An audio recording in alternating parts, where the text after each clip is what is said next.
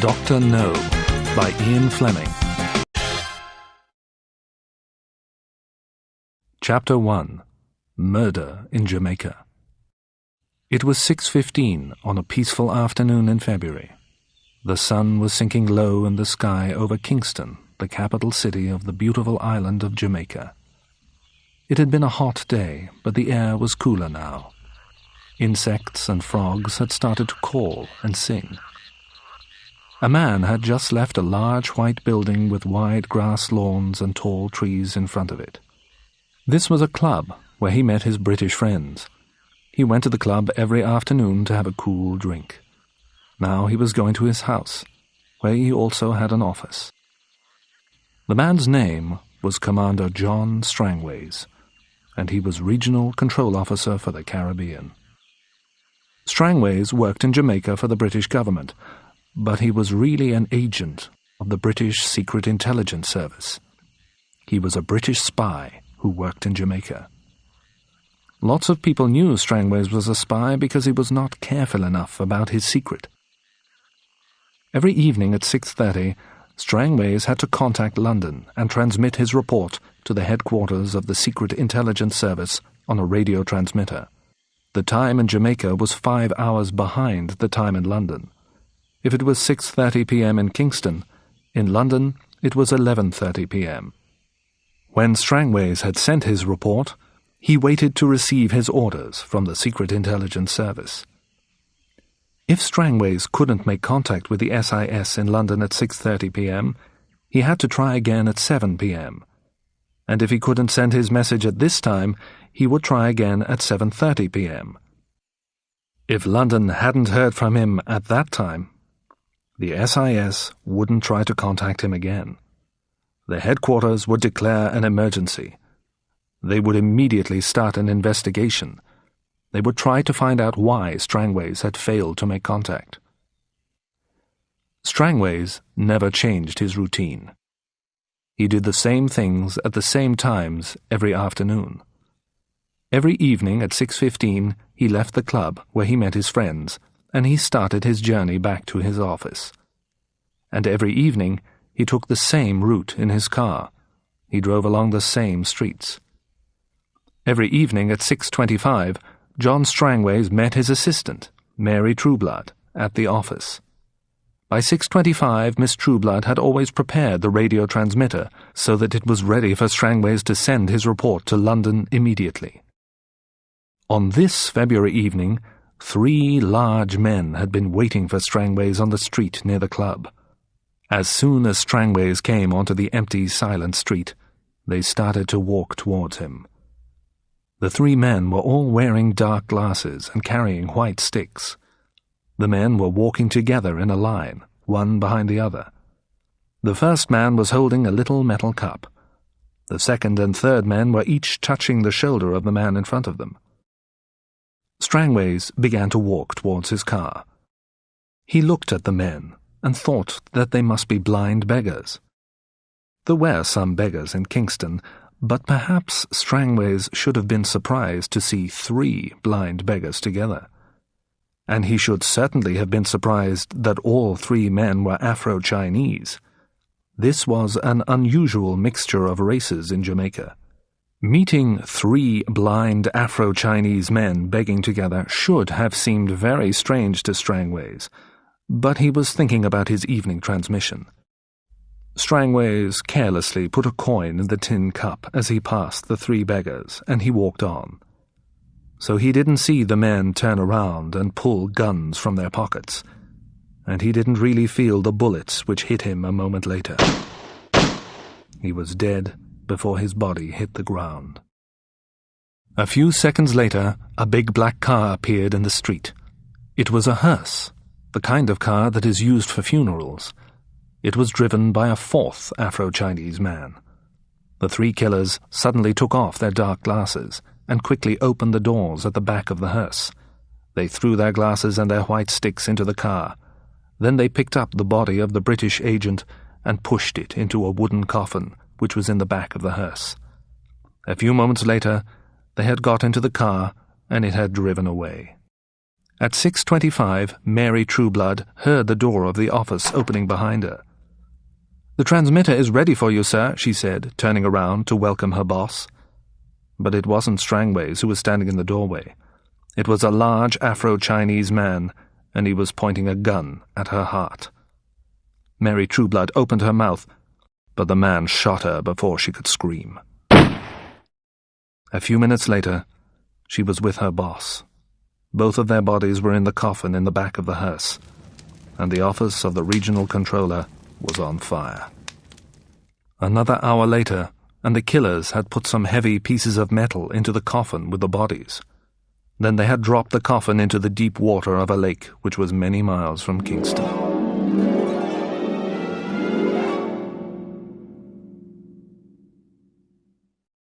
Chapter 2. Bond's Mission.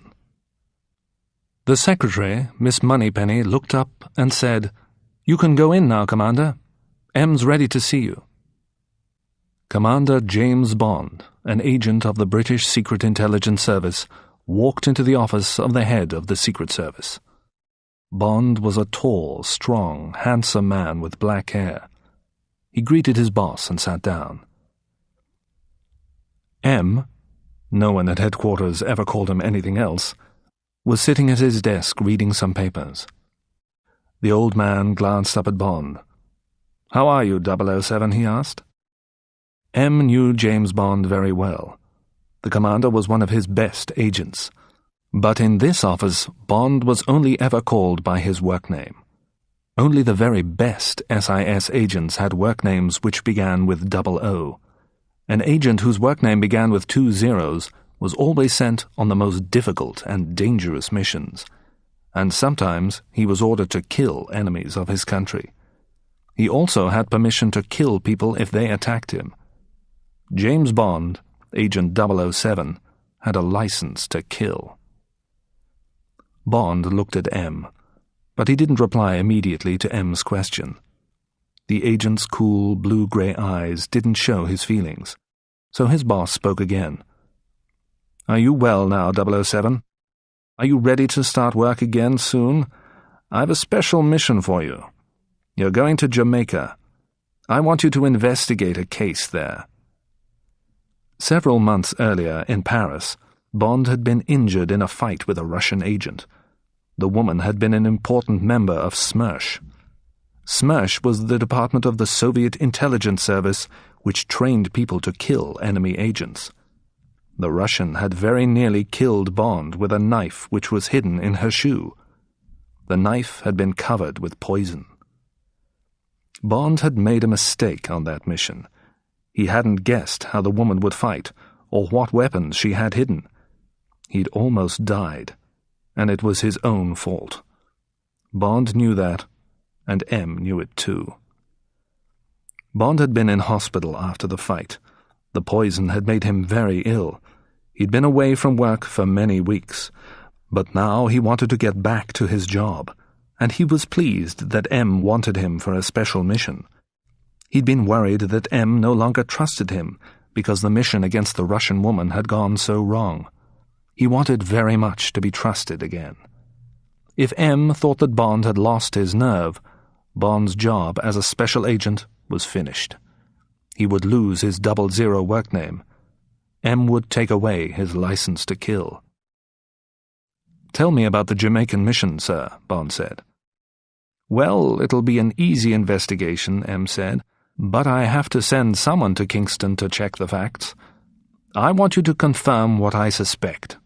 You'll be able to find the answers and close the case in a day or two, I'm sure. Then you can spend some time on the beach. You still need to rest, 007, and you need to get back your confidence. This easy mission will help you. It'll build your confidence again." Bond was angry. M didn't want to say that Bond had lost his nerve, so he spoke about building his confidence. But Bond knew what his boss really meant. It was clear that M didn't trust him again. Not yet. But Bond wanted M to trust him again, so he hid his anger. "What has happened in Jamaica, sir?" he asked quietly. John Strangways, our regional control officer for the Caribbean, has disappeared, M replied. His assistant has also disappeared. One day, 3 weeks ago, Commander Strangways didn't make his evening transmission. The next day, we heard some strange news. Strangways' office had been set on fire, and everything in it had been destroyed. No bodies were found in the burnt building. Nobody has seen Strangways or his assistant, Miss Trueblood, since the fire. The acting governor of Jamaica thinks that Strangways was in love with the girl, and that he ran away with her, M continued. He thinks that the two of them stole some money which belonged to the British government. Then they set fire to the office to cover their tracks. I agree with the acting governor, 007, M went on. Strangways and the girl haven't left Jamaica using their own names, we know that. We've checked the seaports and the airport, but Strangways could have made false passports for them both quite easily. In fact, he controlled the preparation of British passports on the island. That was part of his job. But we need to confirm all this. That's why I'm sending you to Kingston. You'll be the service's acting regional controller on Jamaica while you find out what really happened to Strangways and Trueblood. You'll do Strangways' job until I find new people to send. I'll take the next flight to Kingston, sir, Bond said. But I think that you're wrong about Commander Strangways. I know him. I don't think that he would steal money. And I don't think that he would destroy his office and run away. He loved his country, and he loved his work. I don't know Miss Trueblood. I agree that it's quite possible that Strangways had fallen in love with her. He does fall in love rather easily. But if he wanted to leave Jamaica and live with Miss Trueblood, he would have resigned from his job. I'm sure about this. He wouldn't set fire to his office and run away. Love can make people behave very strangely, 007, M replied. But I want you to find out the truth. Is there anything else that you want to know? Well, I'd like to know about the last case that Strangways was working on before he disappeared, Bond said. There might be a connection. M picked up a brown file from his desk. There was a little problem about a place called Crab Key, he told Bond. It's a small island between Jamaica and Cuba. There are some rare birds there. 6 weeks ago there was a complaint that some of these birds had been killed. I thought that the complaint was nonsense, but I asked Strangways to investigate. All the details are in here. He gave Bond the file. Take it away and read it.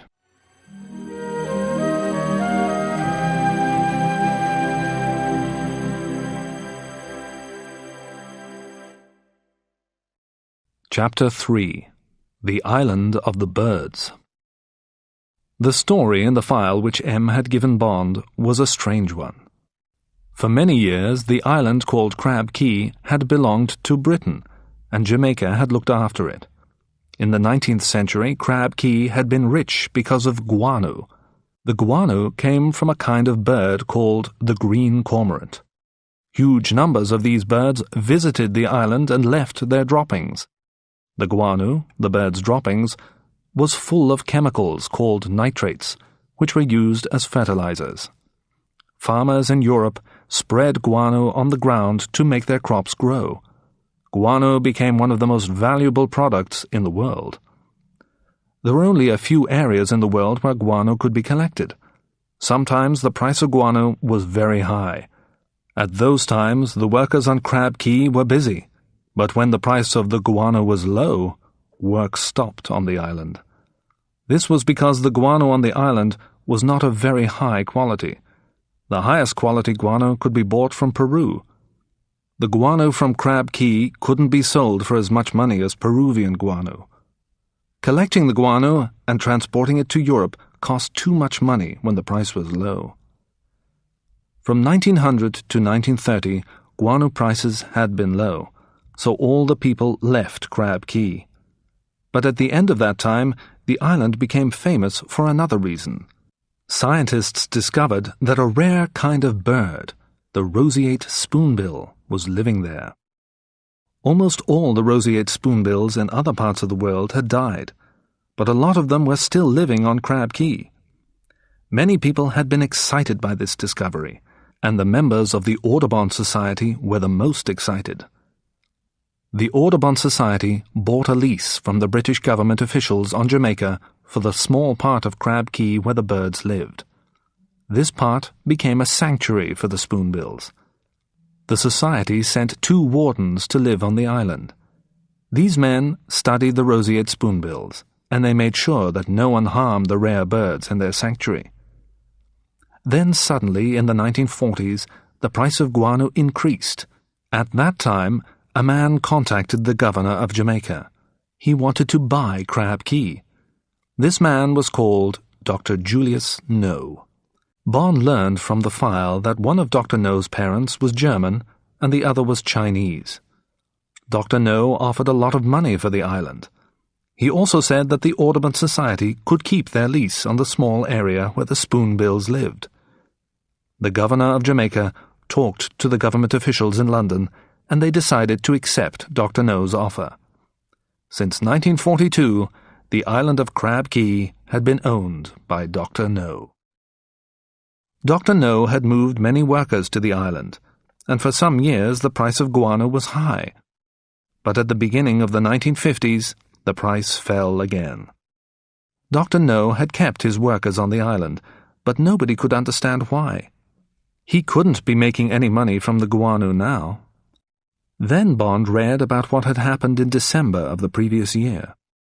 One of the wardens from the Spoonbill Sanctuary on Crab Key had arrived on the north coast of Jamaica in a canoe. The man had been badly injured in a fire. Most of his body had been terribly burned, and he died a few days later. But before he died, the warden told a very strange story. He said that one evening a huge dragon had attacked his camp in the sanctuary. The dragon had breathed fire. It had burnt the camp with flames which came from its mouth. The dragon had burned him and killed the other warden. After that, it had gone into the sanctuary, and it had started to attack the spoonbills. Most of the birds had been killed, and many had flown away in fear. The story about a fire-breathing dragon was hard to believe, of course. The police in Jamaica thought that the warden's injuries had made him mad. But the Audubon Society sent 2 more people from the United States to investigate what had really happened. Unfortunately, their plane crashed as it tried to land on Crab Key, and both men were killed. Later, Dr. No told the society that the plane had been flying too fast as it tried to land.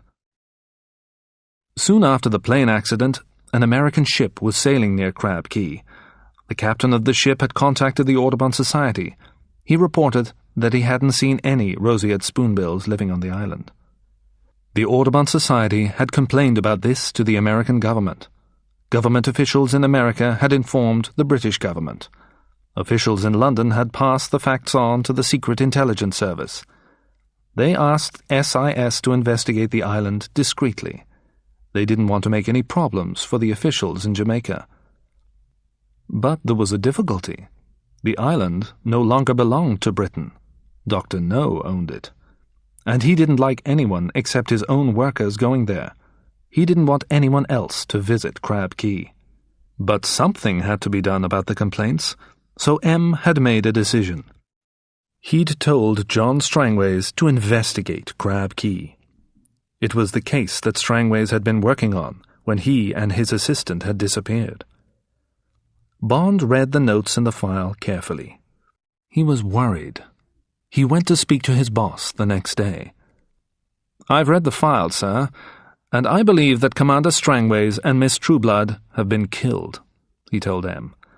6 people have died recently because they visited or tried to visit Crab Key. Something bad is happening there. "I'm sure that you'll find out the truth, 007, M replied, "but be discreet, and enjoy your holiday in the sun. After that, you can get back to some real work."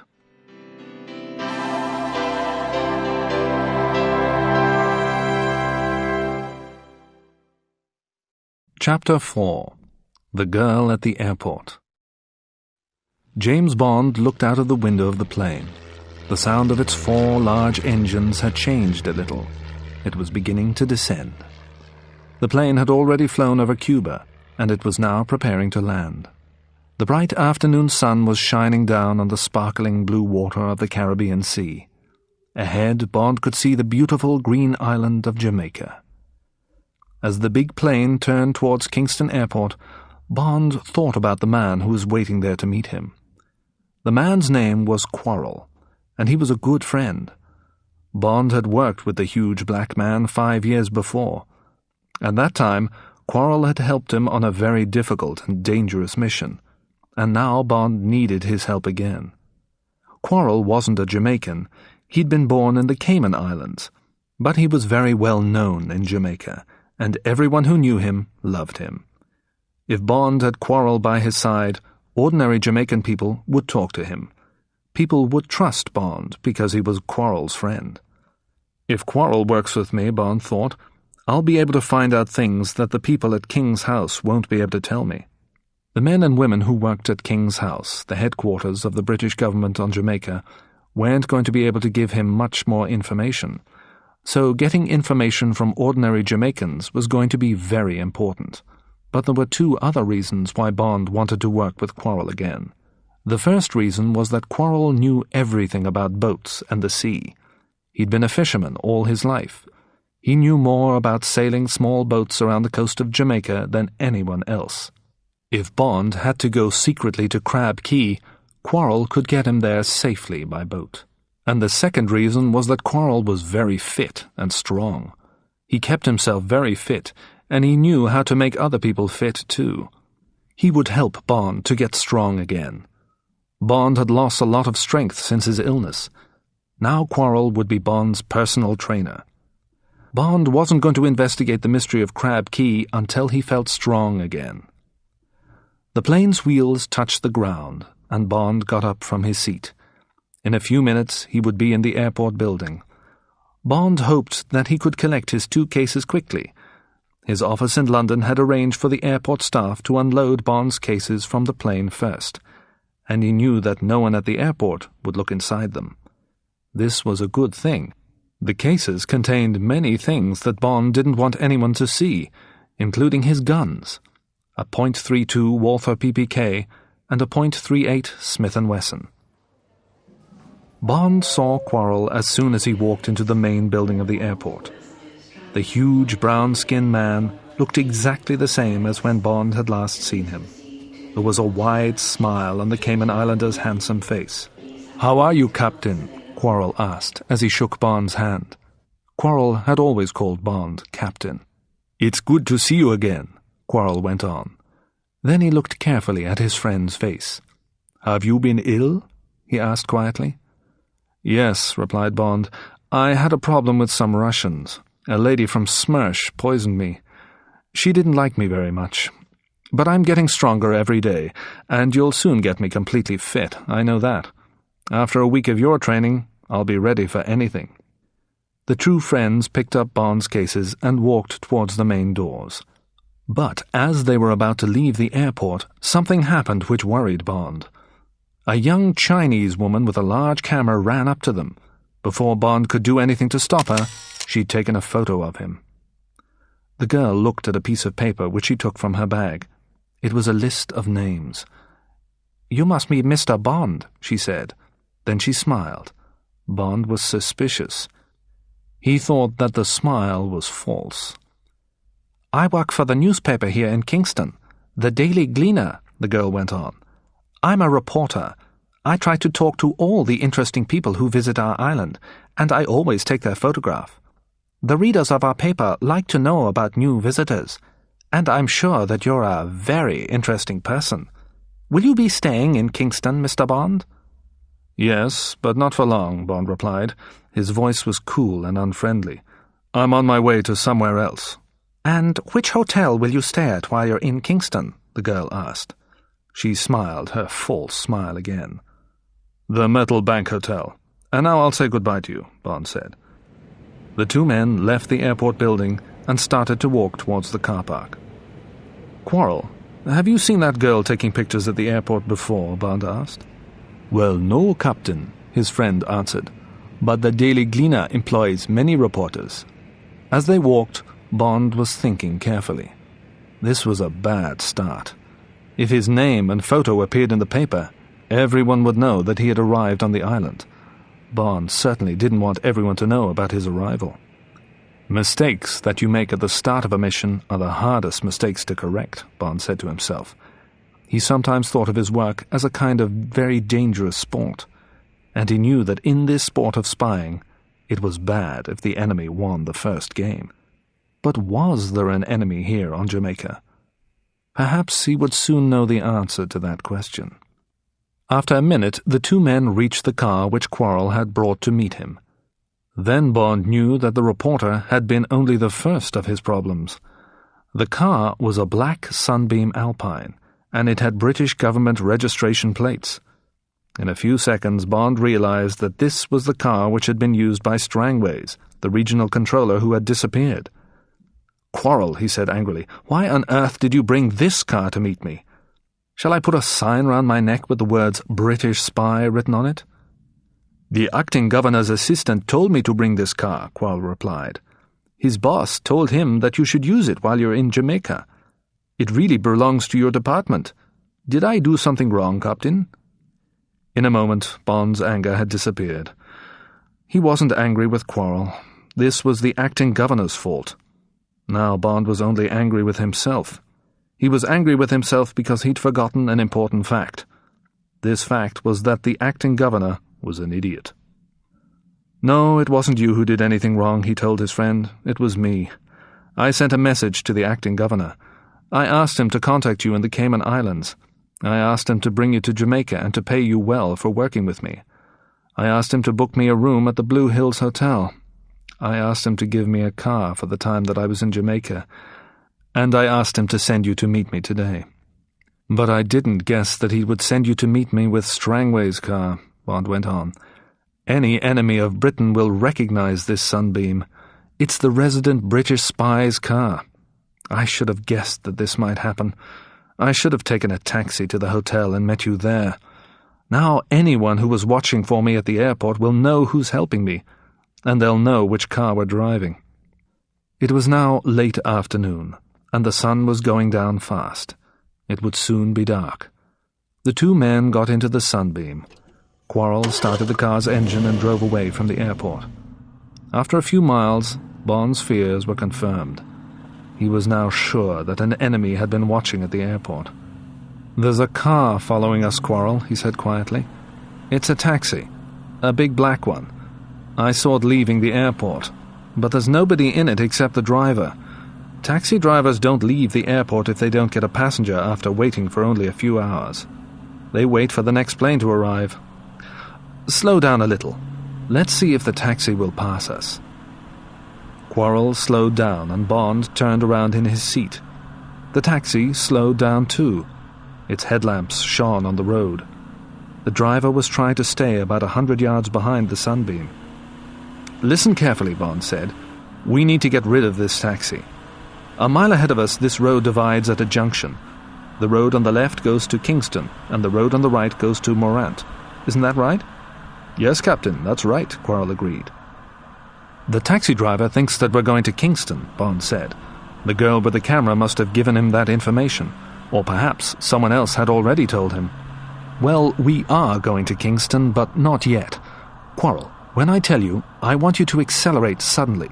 Drive very fast to the junction so that the taxi driver can't see which road we take. When we reach the junction, turn off all the car's lights and take the road towards Morant. Stop after 500 yards. Okay, accelerate now."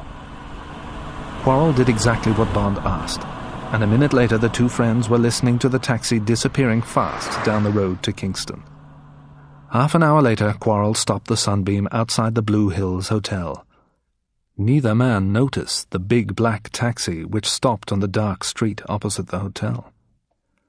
Later that evening, after he'd taken a cool shower and changed his clothes, Bond met Quarrel again. "Let's go and have a drink and a meal," Bond said to his friend. "Where shall we go?" "I'll take you to a restaurant that I know," Quarrel replied. "It isn't a place where British people go very often, but the owner is a good friend of mine. He's called Pussfella, and I've known him for a very long time. Pussfella comes from the Cayman Islands too. We used to go fishing together. Each of us owned half of the boat that we used. Then one day my friend had an accident. He was badly injured. After that, he didn't want to be a fisherman anymore. I bought his half of the boat, and he moved here to Jamaica. He's made much more money from his restaurant than I have from fishing." "What kind of accident did your friend have?" Bond asked. "A bad one, Captain," Quarrel replied seriously. "Pussfella was fishing near an island called Crab Key. It's about halfway between here and Cuba. A huge creature came out of the sea. It was a giant squid, or maybe it was a giant octopus. It pulled Pussfella from the boat. It tried to pull him under the water and drown him. He fought with the creature. He stabbed its tentacles with his knife until it let him go. That's why we call him Pussfella." Bond thought about this story and said nothing. "Pussfella's a fine man," Quarrel added, "and the food and the music at his restaurant are great."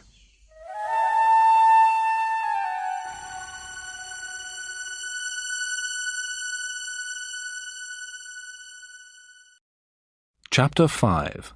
Threats and Dangers. Bond had to agree with his friend.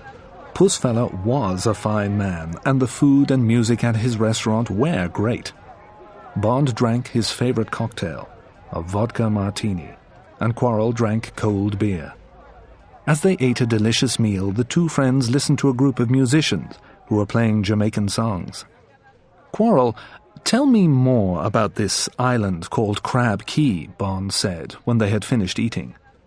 "It's a bad place, Captain," the Cayman Islander replied. "It's very bad luck to go there. A Chinese gentleman owns it. When he bought it, he took some men and women there to collect the bird droppings, the guano.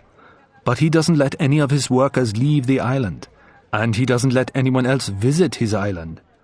He has guards with powerful guns who watch the coast of Crab Key, and he has a radar system and a plane. He uses these things to search for strangers on his island. Some friends of mine have disappeared there. They were fishermen. They landed on the island, and no one has ever seen them again." "That's very interesting," Bond said quietly. Then he told Quarrel about Strangways and Mary Trueblood, and when they had disappeared. "Captain," Quarrel said, "if Mr. Strangways and his assistant were interested in Crab Key, that Chinese gentleman ordered them to be killed. I'm sure about that. He hates people who become interested in his island, and he kills anyone who interferes with his privacy." There was a movement behind their table and a sudden flash of light. Bond turned round quickly. The young Chinese woman from the airport was standing in a corner of the restaurant. She was holding up her camera. She was going to take another picture. "Stop her, quickly," Bond whispered to Quarrel. Quarrel jumped up from his chair and stood in front of the girl. He smiled at her. "Good evening, miss," he said politely. He held out his hand. The girl smiled her false smile and put her hand in Quarrel's to shake it, but Quarrel grasped her hand very tightly and swung her round, moving like a dancer. Then he pulled her arm up behind her back. "Don't do that! You're hurting me! Let me go!" the girl shouted angrily. "I'll report you to the police." "My friend and I are going to ask you some questions, miss," Quarrel said. "I hope that you'll give us good answers." The girl looked at Bond. "Please, tell this man to let me go," she said. "Perhaps I'll tell him to let you go when I've heard your answers," said Bond. "Why are you trying to take more pictures of me?" "The photo that I took at the airport wasn't good," the girl answered angrily. "My boss told me to get a better one." "Are you talking about your boss at the Daily Gleaner, or are you talking about some other boss?" The girl didn't answer. Bond looked carefully at her face for a moment.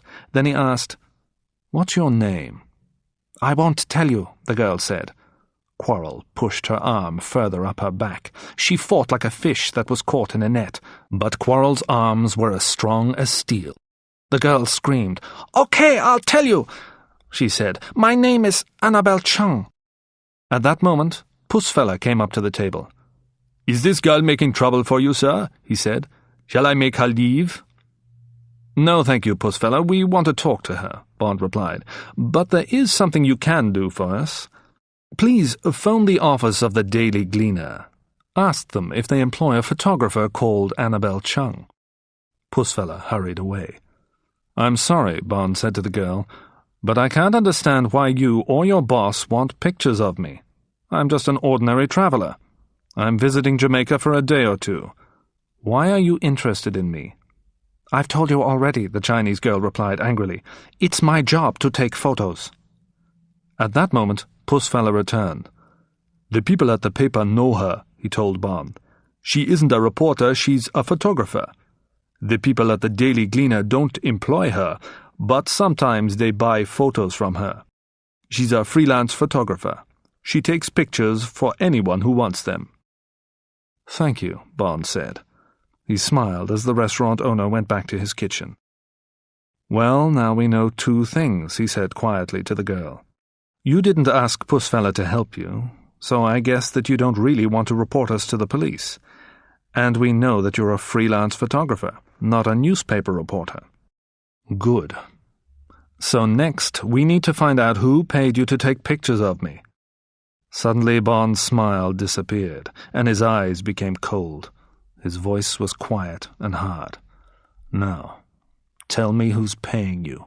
"No, I won't tell you," the girl said.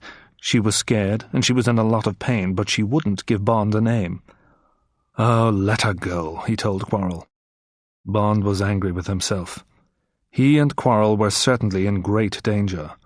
Bond hated hurting women, but he'd decided that it was necessary tonight. However, he hadn't got what he wanted. Quarrel had nearly broken the girl's arm, but she was terrified of her boss. She'd preferred this pain to the pain that she would have if she told Bond her boss's name. The girl grabbed her camera and walked to the door. "He'll kill you for this," she shouted as she left the restaurant. "Well, that was a threat," Bond said to Quarrel, "and I'm sure that he will try to kill us. But we still don't know who he is. We can't do anything about that tonight, though. I need some sleep now. I'm going back to the hotel. Thank you for a very interesting evening, Quarrel. I'll see you in the morning."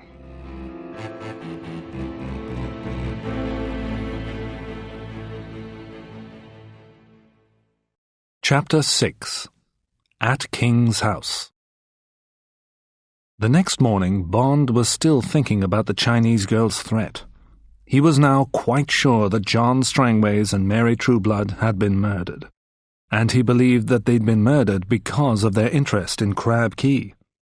It was possible that, whoever the murderers were, the orders for the killing had been given by the owner of Crab Key, and the owner of Crab Key was the mysterious Dr. Julius No. So it was possible that the he of Annabel Chung's threat was also Dr. No. He was certainly Bond's main suspect. Did Bond really need to find out more about Dr. No before he investigated Crab Key? He didn't think so. He knew what Quarrel and his friends thought already. But later he would talk to the British officials at King's House. He would check the information that they had in their files about the owner of Crab Key. Soon Bond would need to visit the Doctor's Island, but before he went there, he would spend some time with Quarrel. He had to get stronger and fitter. But the most important thing was for he and Quarrel to cover their tracks. Since he'd arrived in Jamaica, too many people had found out that Bond was working on the island. He needed to disappear, and so did Quarrel. Bond was thinking about all this as he sat finishing his breakfast in his hotel room. Someone knocked on the door. He opened it carefully, and Quarrel came into the room. "Hello, Quarrel. I'm going to spend my time at King's House today," Bond told his friend. "I won't need you with me, but I've got some jobs for you to do." "Okay, Captain. Tell me what you want me to do," the Cayman Islander replied. "Well, first, we must get rid of the Sunbeam Alpine," Bond said. "I'll give you some money. Go to a car hire company. Hire a car for 1 month. Pay all the money now. We need a small, fast car. Next, find 2 men who look like us. One who looks like you and one who looks like me. Tell them that you want them to take the Sunbeam to Montego tomorrow. They must take the road that goes through Spanish Town. Tell them to leave the car in Montego. Give each man £10 to do this. Will you be able to find 2 men?" "Yes, Captain. That won't be difficult," Quarrel replied. "There's something else," Bond went on. "The men must look like us, and they must also be dressed like us. So buy them some new clothes, the kinds of clothes that we wear. They must wear these clothes when they drive the Sunbeam to Montego. If they ask why, tell them that you work for a mad American, and that the clothes are his idea. Tell the men that they'll be well paid for driving the car, and tell them that they can keep the clothes. Perhaps they won't ask too many questions when they see the money." Quarrel laughed. "I understand you," he said. "You want to cover our tracks. So you're going to make some false tracks. You want someone to think that we are in Montego. But where will we be, Captain?" "We'll move to the north coast. We need some privacy," Bond replied. "So the other thing that I want you to do today is this. I want you to rent a house for us on the north coast. Do you remember the house that we rented the last time we worked together?" "Yes, it was near Morgan's Harbor. It was in a place called Bow Desert," Quarrel replied. "Find out if we can rent that house again," Bond said. "If this isn't possible, try to find another house in the same area. Rent whichever house you can get for a month. Pay all the money now. Tell the company that owns the house that Mr. James wants to rent it. I'll write to them if they need more information, but get the house keys today." "I won't see you again today, Quarrel," Bond went on, "but please come here at 6:15 tomorrow morning. Bring the new car, and bring the men who are going to drive the Sunbeam to Montego. Be careful today, my friend. Don't let anybody follow you.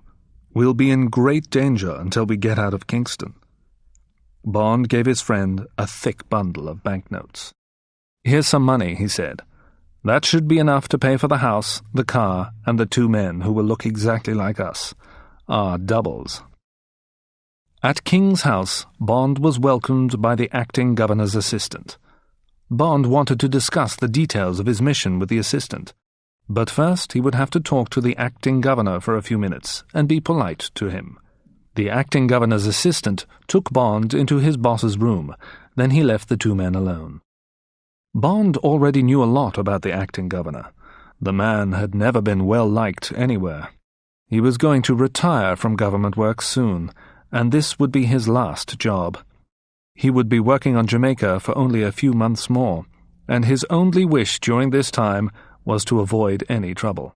Bond thought that the man was an idiot. The decision to give Strangway's Sunbeam to Bond had confirmed it, and after a few minutes' conversation with the man, Bond learned more about him. The acting governor disliked all members of the Secret Intelligence Service. He wasn't interested in what had happened to Strangways and Miss Trueblood, and he certainly didn't want James Bond, an acting regional controller from the SIS on the island. "Mr. Bond, that file is closed," the acting governor said coldly. "You must not start another investigation. Strangways and the girl have run away together. They've taken government money with them. I don't want to hear any more about it, and I don't want you making trouble on this island. That's my decision. Is there anything else that you need to do here, now that you've come?" For a moment, Bond looked at the big, red-faced man without speaking. "Yes, sir," he replied at last. "I'll report your ideas about Miss Trueblood and Commander Strangways to London. But while I'm here, I have to investigate something that has been happening on Crab Key. It's something about birds. The British government has asked me to do this." Suddenly, the acting governor became more friendly, and Bond knew why. Crab Key didn't belong to Britain any longer. It was owned by Dr. Julius No. If Bond caused any trouble there, it wouldn't be the acting governor's problem. He was only going to be on Jamaica for a few months more. "That's a good idea, Bond," he said. "Birds are very important. You must talk to the colonial secretary. He might have some information about Crab Key." The acting governor spoke a few words into a phone. A moment later, his assistant came back into the room. "Take Mr. Bond to see Mr. Pleydell Smith," said the acting governor. An hour later, Bond was finishing his lunch.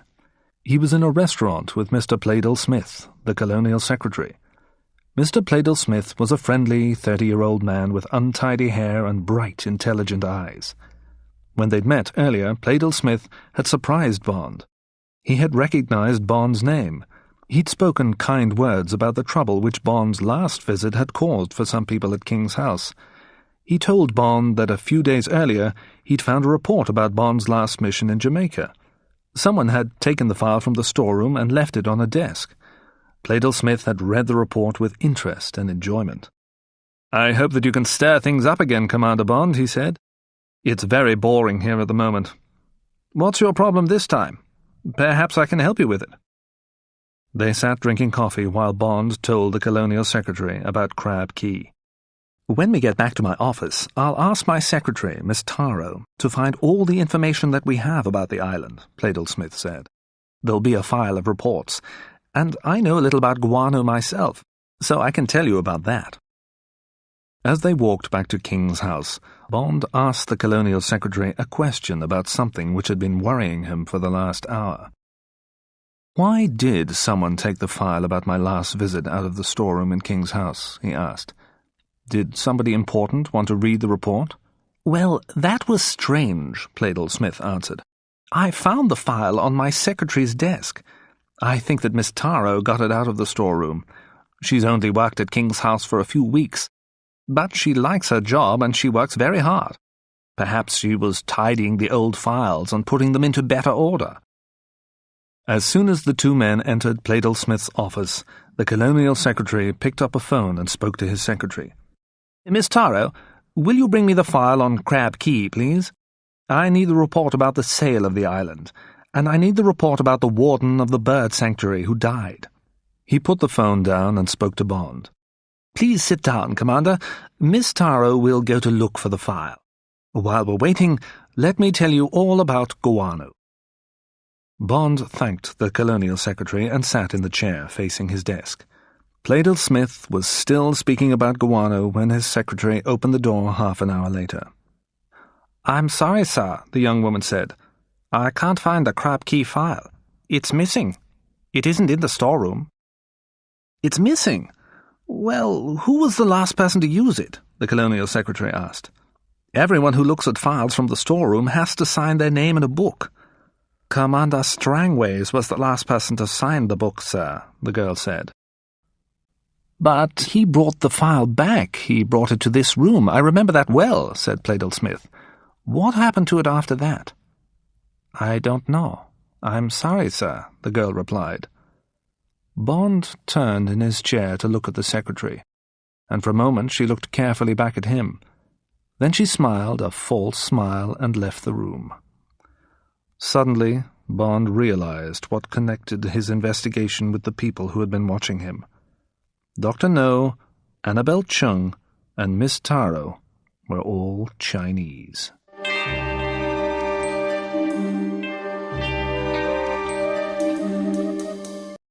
Chapter 7. The Gift. After he left Pleydell-Smith's office, Bond worked for an hour in the library at King's House. He found a good map of Crab Key, and he made notes about the geography of the island. He also made a drawing of the map. Crab Key was about 20 miles north from the northern shore of Jamaica. Dr. No's island wasn't very big. It was about 12 miles long from east to west, and about 4 miles wide from north to south. There was high ground at the western end of the island. At the furthest western point, there was a mountain. On one side of the mountain, a steep cliff went down to the sea. It was on this part of the island that the green cormorants lived. The birds lived on the rocks of the steep cliff. The birds' droppings, the guano, was collected from the rocks and loaded into ships. The larger part of the island, the eastern part, was an area of swamp. In the middle of this low, swampy ground there was a lake, and from this lake a small river ran towards the sea in the south. The river flowed into the sea at a small sandy beach, about halfway along the island's south coast. Bond knew that the bird sanctuary was in the swampy area of the island. He guessed that the warden's camp was probably close to the place where the river flowed out of the lake. The wardens could drink the water from the lake, Also, the river was an easy route to the sea. The warden's camp was not shown on the map in King's House Library, but that was because the map was old. It had been made many years before the roseate spoonbills were found on the island. By 4 o'clock, Bond had done everything that he could do at King's House. He felt tired. He decided to return to the Blue Hills Hotel and rest for a while. As Bond entered the hotel, a member of the staff called out to him. "Mr. Bond?" "Mr. Quarrel phoned earlier this afternoon," the young woman said. "He gave me a message for you. He said, 'I've arranged everything. Also, a messenger brought a gift for you. It's a basket of fruit. The messenger took it up to your room.'" "That's strange. Who sent this gift?" Bond asked. "The messenger said that it was from the acting governor's assistant at King's House," the young woman replied. Bond went to his room and very, very quietly unlocked the door. Then he took out the Walther PPK. With the gun in his hand, he suddenly kicked the door open. There was no one in the room, so he entered carefully. He checked all the cupboards in the bedroom, then he checked the bathroom. When he was sure that no one was hiding anywhere, he shut and locked the door of the main room. On a table in a corner of the room there was a huge basket of fruit. Oranges, grapefruit, bananas, apples, peaches. On top of the fruit there was a white card with a message which said, "A gift from the acting governor." Bond knew that the acting governor disliked him. Why on earth would the man send him fruit? Bond was very suspicious. He put his ear next to the basket and listened very carefully. There were no strange sounds. Next, he quickly pushed the basket off the table and jumped backwards. The fruit fell onto the floor. There was nothing else in the basket. No bombs, no poisonous snakes or spiders. But he was still suspicious about this gift. Bond picked up one of the peaches. It was very ripe. Soon it would be too ripe. Anyone who wanted to eat the fruit would eat this peach first. Bond put the peach on the table. Then he took a small magnifying glass from one of his cases. As he unlocked the case, he noticed something. Someone had tried to open the case while he'd been out that day. They hadn't opened the case because it was very strong, and it had special locks. It had been made by an SIS engineer, but someone had tried to open it, and that made Bond more suspicious than ever. He looked through the magnifying glass and checked the peach very carefully. He found a tiny brown hole in the skin of the fruit. Had someone put something into the peach? Was someone trying to poison him? "Well, this is a war then," Bond said to himself. "Dr. No has decided to start a war with the SIS. It's time for me to stir things up for that gentleman." Bond checked all the other fruits. They all had tiny holes in them. Somebody wasn't sure if Bond liked peaches. Bond picked up the phone by his bed and he called King's House. He asked to speak to the colonial secretary. "You said that you wanted to help me," Bond said to Playdell Smith when he answered the call. "Well, there is something that you can do for me. I've received a gift. It's a basket of fruit. It's here in my hotel room. I want you to find a scientist who can make some tests on it. I want someone to find out if there's poison in the fruit. Please, can you send a messenger to collect it now? I won't be here tomorrow." Bond listened for a moment to the other man's reply. Then he spoke again.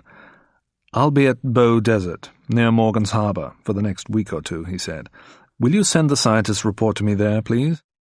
Please, don't tell anybody else about the report, and please don't tell anybody where I've gone. You wanted me to stir things up again, and I'm going to do that soon. But the acting governor won't like it. So don't tell him what I'm doing, and please, don't tell your secretary, Miss Taro, about this. This is most important. I'll explain the reason when I see you again. Goodbye." When he finished his call, Bond started thinking. Should he contact London? Perhaps he should tell his boss that everything had changed and that he needed some help from London. There were some dangerous people doing some bad things on Jamaica. Bond could ask M to declare an emergency and to send more agents. He could tell M that Dr. No had tried to kill him with poisoned fruit. But was that a good idea? He didn't know yet if the fruit was poisoned, and he wasn't sure that Dr. No had sent it. M might think, "What's this nonsense about poisoned peaches? 007 has completely lost his nerve, and now he's become crazy. He must come home." After a few minutes, Bond decided not to contact London, but he was taking a risk. If something did go wrong now and he hadn't sent a warning to M, Bond would be in trouble. He might lose his job, or he might die. Well, he told himself, I must make sure that nothing goes wrong. After the messenger from King's house had taken away the fruit, Bond had a meal and a few drinks. Then he locked all the windows of his room. Finally, he packed his bags and he went to bed early. He had to be ready to leave the hotel soon after 6 o'clock the next morning. The night was hot, so he covered himself with only a sheet. In the middle of the night, James Bond woke up suddenly. What had woken him? He listened carefully. There was no sound. The room was very dark, so he could see nothing but the numbers on his luminous watch. The time was 3 a.m. Then Bond felt a movement on his right foot. Something was starting to move slowly up his leg. Was it a snake? Was it an insect? If it was some kind of insect, it was a big one. Bond thought it must be about 6 inches long. And he could feel its feet lightly touching his skin as it moved. How many feet did this creature have? 100? Suddenly Bond knew what was crawling over his body. It was a centipede. As he realized this, the hair on his head stood up straight and he went cold with fear. He knew that some centipedes in the Caribbean were very, very dangerous. If this creature bit him and its poison went into his body, Bond would probably die. Now the centipede had reached his knee. Bond knew that there was only one thing that he could do. He had to remain completely still. If he moved, the creature would bite him. But it was difficult to remain still while the centipede moved up his body. The next 5 minutes passed very slowly for Bond. They seemed more like 5 hours. The centipede walked across Bond's stomach and onto his chest. Bond started to sweat. Drops of water started to come out of his skin. The creature stopped for a while over Bond's heart. If it bites me there, he told himself, I'll certainly die.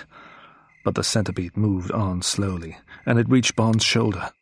Bond tried to hold his body absolutely still, but the muscles of his stomach, arms, and legs started to tremble. He must not move. He felt the centipede crawl up his neck, onto his chin, and over the corner of his mouth. Then it moved along his nose. He closed his eyes. A moment later, the creature was moving over his left eye. Bond felt ill with disgust and fear. The centipede stopped for a while on his head. What if the creature got caught in his hair? Bond realized that it was drinking his sweat. Then it slowly crawled off his head onto his pillow. A moment later, Bond jumped up from the bed, switched on the light, and grabbed one of his shoes. He watched while the huge brown centipede crawled down the side of the bed and onto the floor. Then he crashed the shoe down onto the insect as hard as he could. The centipede's body burst open, and yellow liquid came out of it. Bond ran to the bathroom and vomited.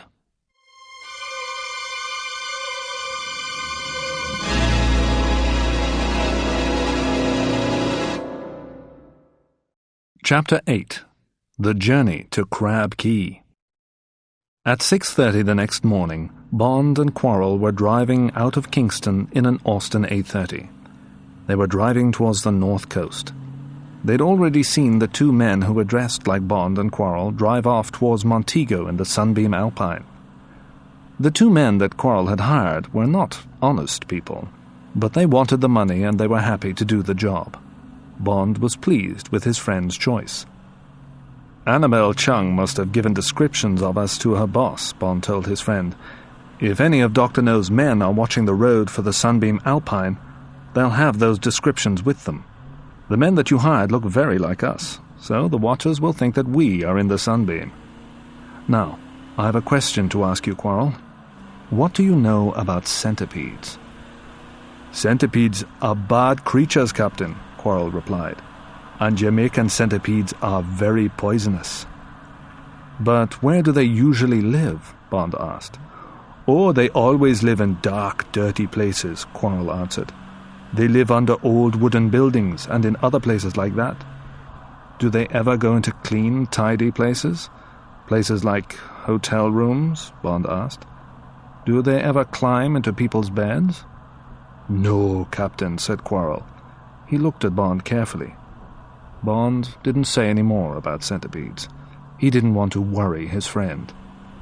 He asked Quarrel about the best way to get to Morgan's Harbour. But later, Bond thought again about what Quarrel had said. "If I found a centipede in my hotel room, then someone put it there," he told himself. "Someone's certainly trying to kill me." He decided not to tell his friend about the fruit. The house at Bow Desert was exactly what Bond wanted. It was a small, white, wooden house beside the sea. On 3 sides of the house there were fields. There were no other houses close to it. Bond and Quarrel would have privacy there. After they arrived, they ate supper. Then Quarrel asked Bond what his plans were. "Well, first I need to get completely fit," Bond replied. "For the first week, that's all that I'm going to think about. You'll be my personal trainer. We'll work on my fitness every day. Please think of a training routine for me. Then when I'm really strong again, we need to visit Crab Key. But I don't want Dr. No to find out about our visit. We'll go in a small boat, perhaps a canoe." "Captain, you must be crazy," Quarrel said. "Crab Key is a very dangerous place. I've heard stories about it. Very bad things happen there." "It'll be okay, Quarrel," said Bond, smiling. "I don't want to go near the places where Dr. No and his workers live. I only want to visit the warden's camp at the bird sanctuary. I need to find out what happened there. And I do need your help." Quarrel was silent for a few moments. Then he spoke. "I'll help you, Captain. You know that," he said quietly. "But there's one thing that I want to ask you. I have a family in the Cayman Islands. If I die, they'll be poor. Will you buy some life insurance for me? Then if anything bad happens, my family will have some money." "Yes, I'll do that for you," Bond answered. "We'll go to Port Maria in the morning. I'll arrange everything there. I'll insure your life for £5,000. "You're a good man, Captain," said Quarrel. "Where do you want to land on Crab Key?" "There's a sandy beach halfway along the south side of the island," Bond replied. "A small river flows into the sea there.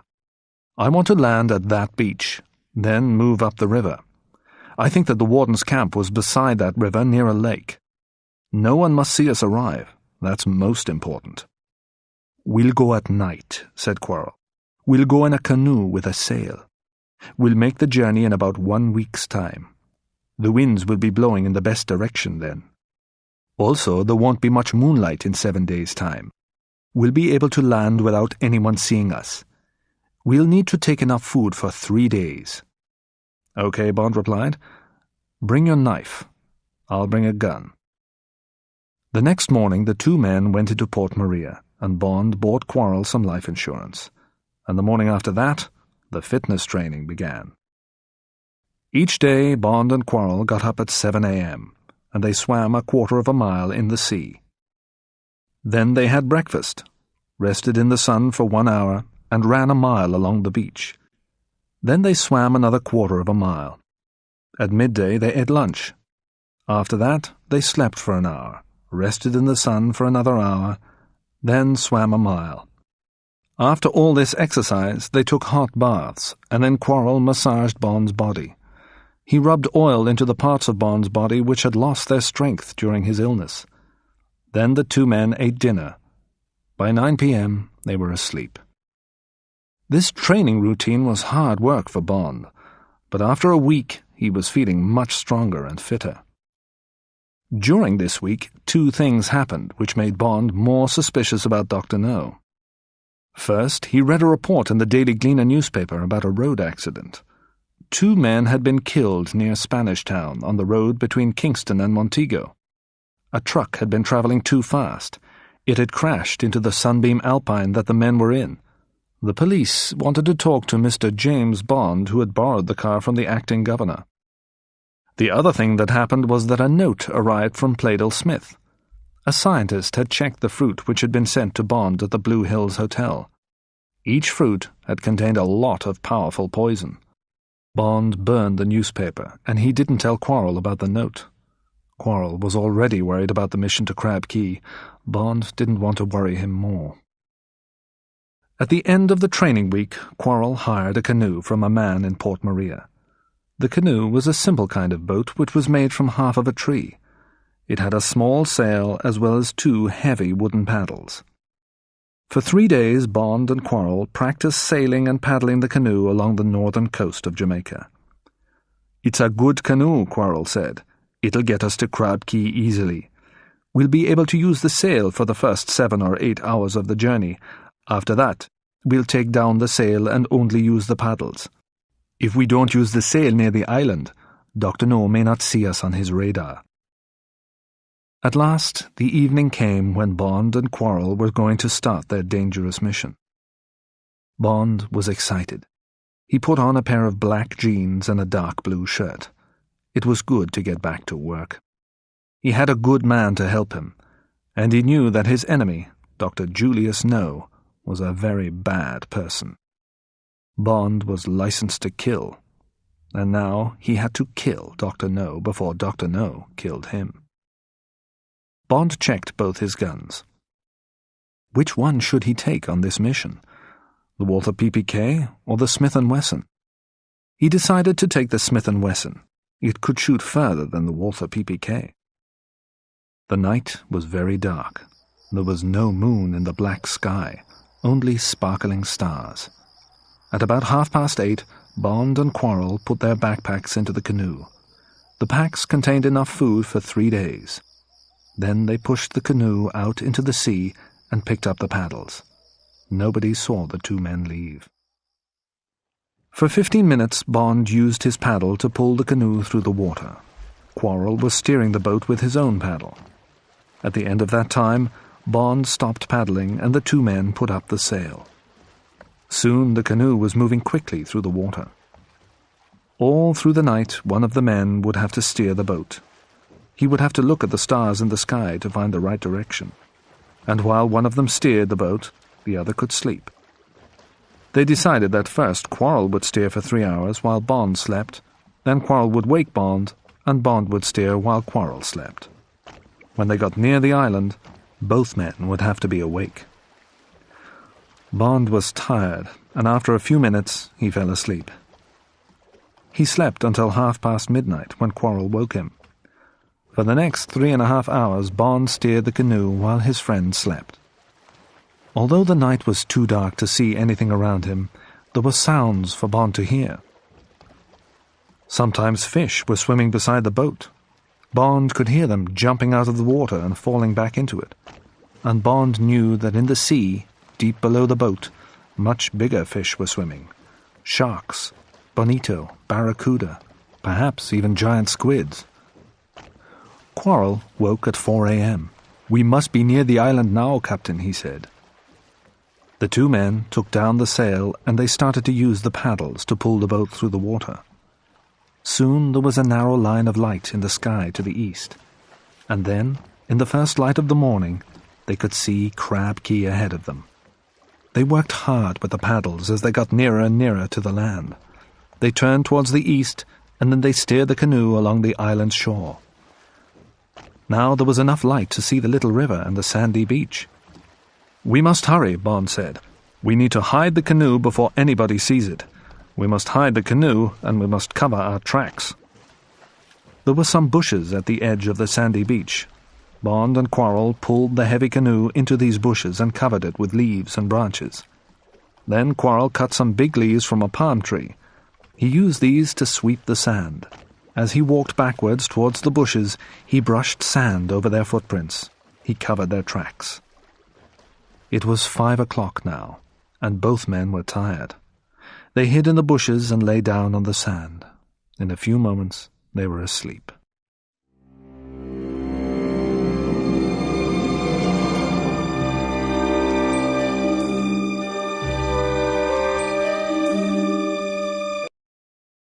Chapter 9.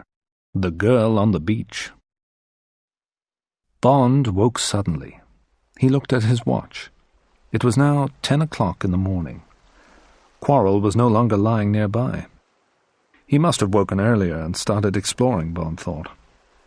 A moment later he heard someone moving through the water on the shore. Then the sound stopped. Bond looked through the bushes towards the sea. He was expecting to see his friend on the beach. But it wasn't Quarrel who was standing there. It was a young woman who was wearing a swimsuit. She had her back towards Bond, and she was looking at the sea. A green rubber diving mask was pushed onto the top of her head. She was holding a large bag made of a piece of fishing net. There were many large pink, white, and purple seashells in the bag. Around her waist, the girl had a wide leather belt with a knife in it. Her skin was a golden-brown color, and her legs were long and slim. Her long, pale blonde hair was cut off straight at her shoulders. Bond looked at the girl's beautiful body for a moment longer. But this wasn't a good time to think about beautiful women. Bond was on a dangerous mission. This girl was going to be a problem for him. If she lives on the island, she's a danger to us, Bond thought. If she lives here, she either works for Dr. No, or she's his girlfriend. If she finds out that Quarrel and I are here, she'll tell Dr. No, and then he'll send his men to find us. But if she came to the island secretly like us, she'll still be a danger to us. If she's a secret visitor to Crab Key, perhaps she's been less careful than we were. Dr. No's radar might have told the guards about her already, and if Dr. No's guards come to look for her, they might find us too. I need to talk to her. Before he moved, Bond looked more carefully along the beach. A small canoe had been pulled up onto the sand. The girl must have come to the island in the canoe, so she didn't work for Dr. No. Tracks in the sand led from the canoe to where the girl was standing. There was only one set of tracks, so there was nobody else with her. Bond stood up and walked quietly out of the bushes onto the beach. "Good morning," he said. "Who are you?" As the girl turned round quickly, she pulled the long knife from her belt. Her face was as beautiful as her body. "If you try to touch me, I'll kill you," the girl said angrily. "Please don't do anything silly. I don't want to hurt you," Bond said. "Have you got some more clothes in your canoe?" The girl nodded her head. "Good. Please put them on," Bond said politely. "I need to talk to you." The girl walked towards her canoe, picked up a white shirt and a brown skirt and put them on. Then she turned back towards Bond and smiled at him. She had very beautiful blue eyes. "I'm sorry that I was rude to you," she said. "It's okay. Forget about that," Bond replied. "Now, tell me about yourself, please. What's your name? How did you get here? Where have you come from? What are you doing here?" "What a lot of questions," the girl said. "Well, my name is Honeychile Rider. I'm Jamaican. I came here in the canoe that you can see. I came here from Morgan's Harbour. I often come here at night. I collect seashells from the sea around this island. I dive deep into the water to find them." Bond was surprised. It was a long and difficult journey from Morgan's Harbour to Crab Key. If the girl often came to the island alone, she must be a very good sailor. "Why do you collect seashells, honey?" asked Bond. "It's a long way to come just for some shells." "Collecting shells is my job," the girl replied. "There are some very valuable shells in the sea near this island." She pointed at the shells in her net bag. "These shells are very rare and unusual," she went on. "Some people will pay a lot of money for unusual shells. I sell the shells that I find to a man in Kingston. He sells them to a store in Miami, in the USA. "How do you know which shells to collect?" Bond asked. "Oh, I know all about the creatures that live in the sea and on the land in these islands," the girl told him. "I've been interested in them since I was very young. I wanted to get a job studying the small animals that live in the sea and on the shore near the sea. But you need to study at a university before you can get a job like that. That wasn't possible for me. I didn't have enough money to go to a university. So now I collect and sell shells." "Now tell me about you," Honey said after a few moments' silence. "Who are you? What are you doing here?" "My name is Bond. James Bond. I'm British," Bond replied. I'm here because I'm interested in birds. There are some very rare birds here on this island.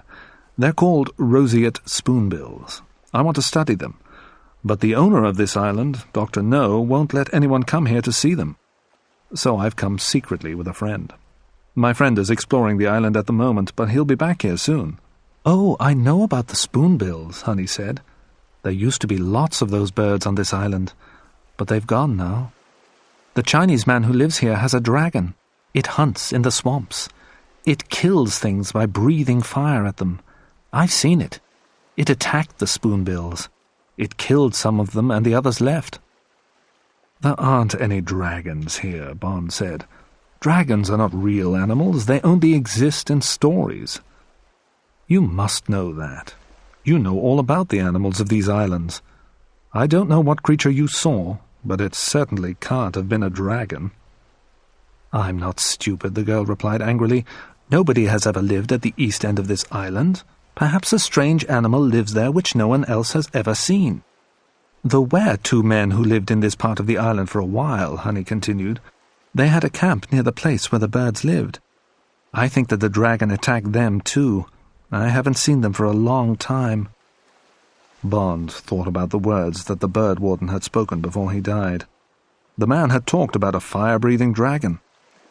The dragon, whatever it really was, sounded dangerous. But Honey didn't seem very worried about it. Perhaps she should be more worried. Listen to me, Honey, said Bond. Dr. No will be very angry if he finds out about your visits. It's very dangerous here. You should stop coming here. Oh, don't worry about me, Mr. Bond, said the girl. Please, call me James, said Bond quietly. Well, James, please don't worry about me, the girl said. I often come to this island. I need to earn money, and this is the only place where I can find the most valuable shells. Sometimes I've seen Dr. No's men searching the island, but they've never found me. I've always hidden from them quite easily. There was never any danger for me. Perhaps there wasn't any danger until now, Bond replied. There wasn't any danger because Dr. No's men weren't watching for secret visitors. But the doctor found out about my arrival in Jamaica. He knows that I'm interested in Crab Key, so now he's expecting a visit from me. His men will be watching this coast very carefully. He's already tried to kill me twice. He tried to kill you just because you're interested in those birds, said Honey. Yes, Bond replied, and he'll certainly try to kill me again if he finds me here. But he'll kill you too if he finds you here. Did you use your sail for the whole of your journey from Jamaica? Were you using your sail when your canoe approached the shore here? Oh, yes. I used the sail until I landed, the girl said. I always do that. Then Dr. No's radar must have shown him your arrival this morning, Bond said. I'm sure of that. We must get away from this beach soon. At that moment, Quarrel came out from the bushes. Hello, Quarrel, Bond called to him. Where have you been?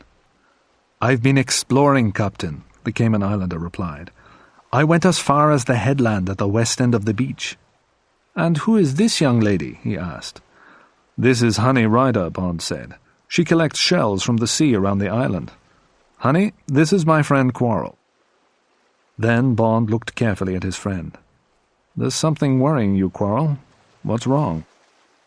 When I was at the headland, I saw a boat coming along from the west, Quarrel replied. It's coming along the coast quite fast, and it's coming towards this beach. Dr. No's guards must know that we're here, Captain. Okay, we must hide quickly, Bond said. Honey, you must stay with us for now. And we must hide your boat. We'll all hide until Dr. No's men have gone. Perhaps they'll decide that nobody's here. Perhaps they'll think that their radar isn't working properly. Bond and Quarrel pulled the girl's canoe into the bushes. They covered it with some branches. It wasn't as well hidden as their own boat, but there was no time to do more. Quarrel used palm leaves to sweep sand over Honey's footprints. Then they all walked into the thick bushes. Bond and the girl went first. Quarrel came last, walking backwards, sweeping away their tracks as they walked. As they all hid among the bushes, they heard the sound of a boat's engine.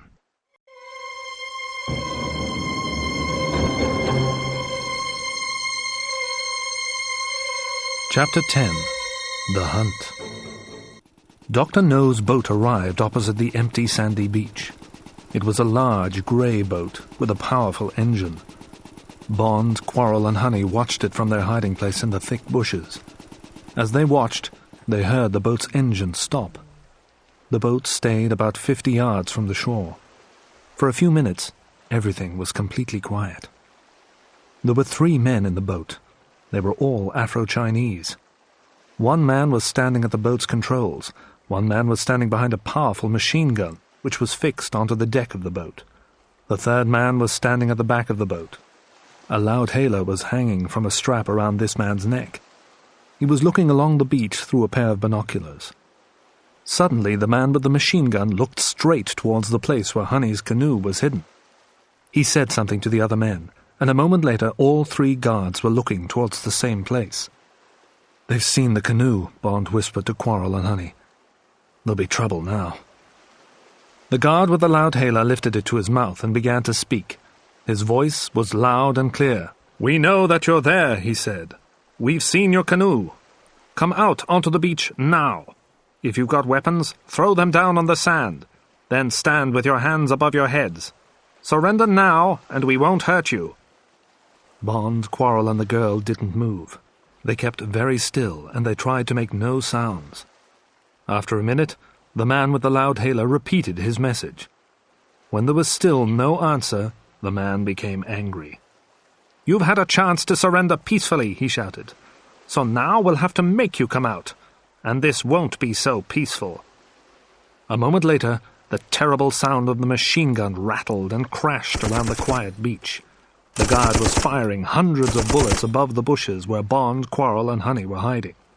"Are you coming out now?" said the man with the loudhailer. Bond put his arm round Honey and pulled her close towards him.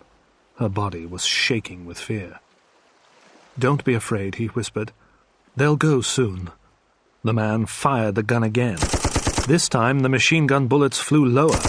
They cut off the tops of the bushes where Bond, Quarrel and Honey were hiding. Some bullets passed only a few inches above their heads. The noise was terrible. "We'll be back here soon," said the voice from the loudhailer. "If you're still alive, we'll find you. You won't get far. We'll bring dogs to hunt you." As soon as the guard had finished speaking, the boat's powerful engine started. Then the boat turned and it moved away. It went back in the direction from which it had come. When they could no longer see the boat, Bond spoke. "Quarrel, we must go to the river immediately," he said. "Then we must move along it towards the lake as fast as we can. There'll be lots of places in the swamp where we can hide if those men start looking for us. We're fugitives now, but they'll never find us in there. We'll leave our canoe hidden here," he went on. "Then we can use it to escape from the island when we return to the beach. I hope that we'll be back here tomorrow night." Then he turned to the girl. "Honey, those men shot at your canoe. It has lots of holes in it. It's useless now," he said. "You'll have to come with us."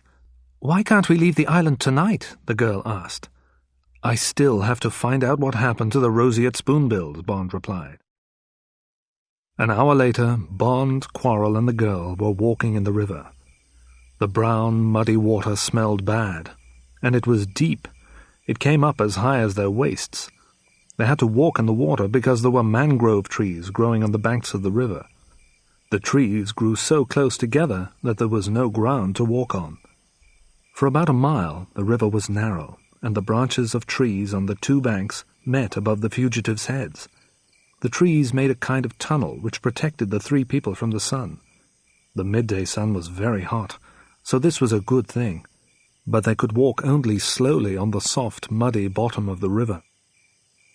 Soon the 2 men and the girl were tired and very dirty. "We must keep going forwards," Bond said to the others. "Those men will come back soon. They'll be hunting for us. We need to get as far from the coast as possible." At last the tunnel of trees ended, and the river became much wider. Bamboo plants grew here. To the west, Bond, Quarrel and Honey could now see the mountain at the end of the island. The mountain was covered with white guano, and it was shining in the sun. There was a narrow track of metal built on the side of the mountain. Small carts on wheels ran on this track. the carts took the guano from the top of the mountain to Dr. No's factory. Around the bottom of the mountain there were some large grey huts. These were where the guano workers lived and worked.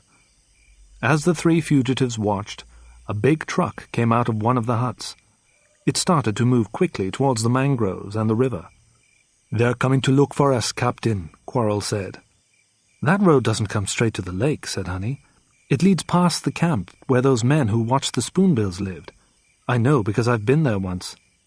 "I think that when Dr. No's men get to the lake, they'll leave their truck and come down the river towards us," Bond said. "They'll come in small boats. But there'll be guards at the beach now, so we can't go back to our canoe. We're in trouble, and there's not much that we can do." "There is something that you can do," Honey said. "You can cut some pieces of bamboo.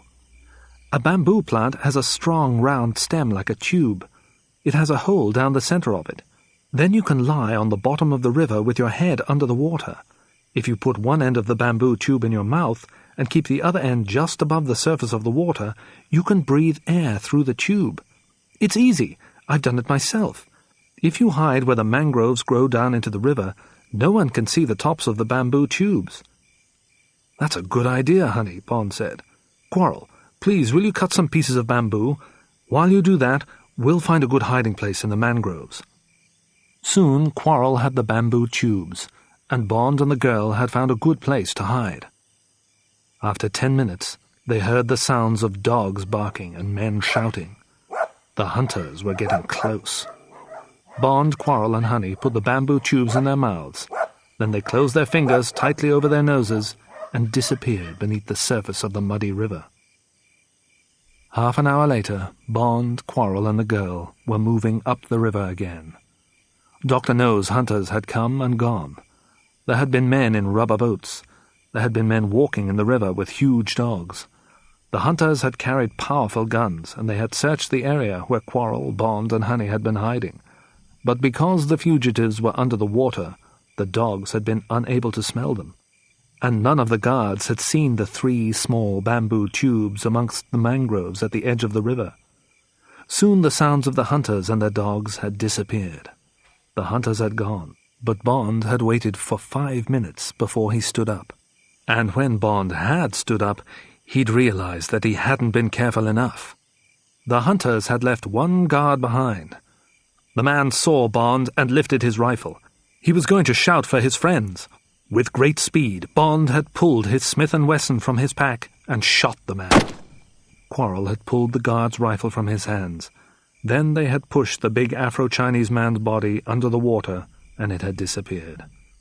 A few minutes later, Bond, Quarrel, and Honey moved on slowly and carefully.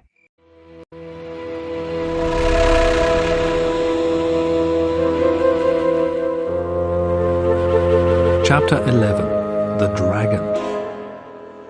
The sun wasn't quite so hot now.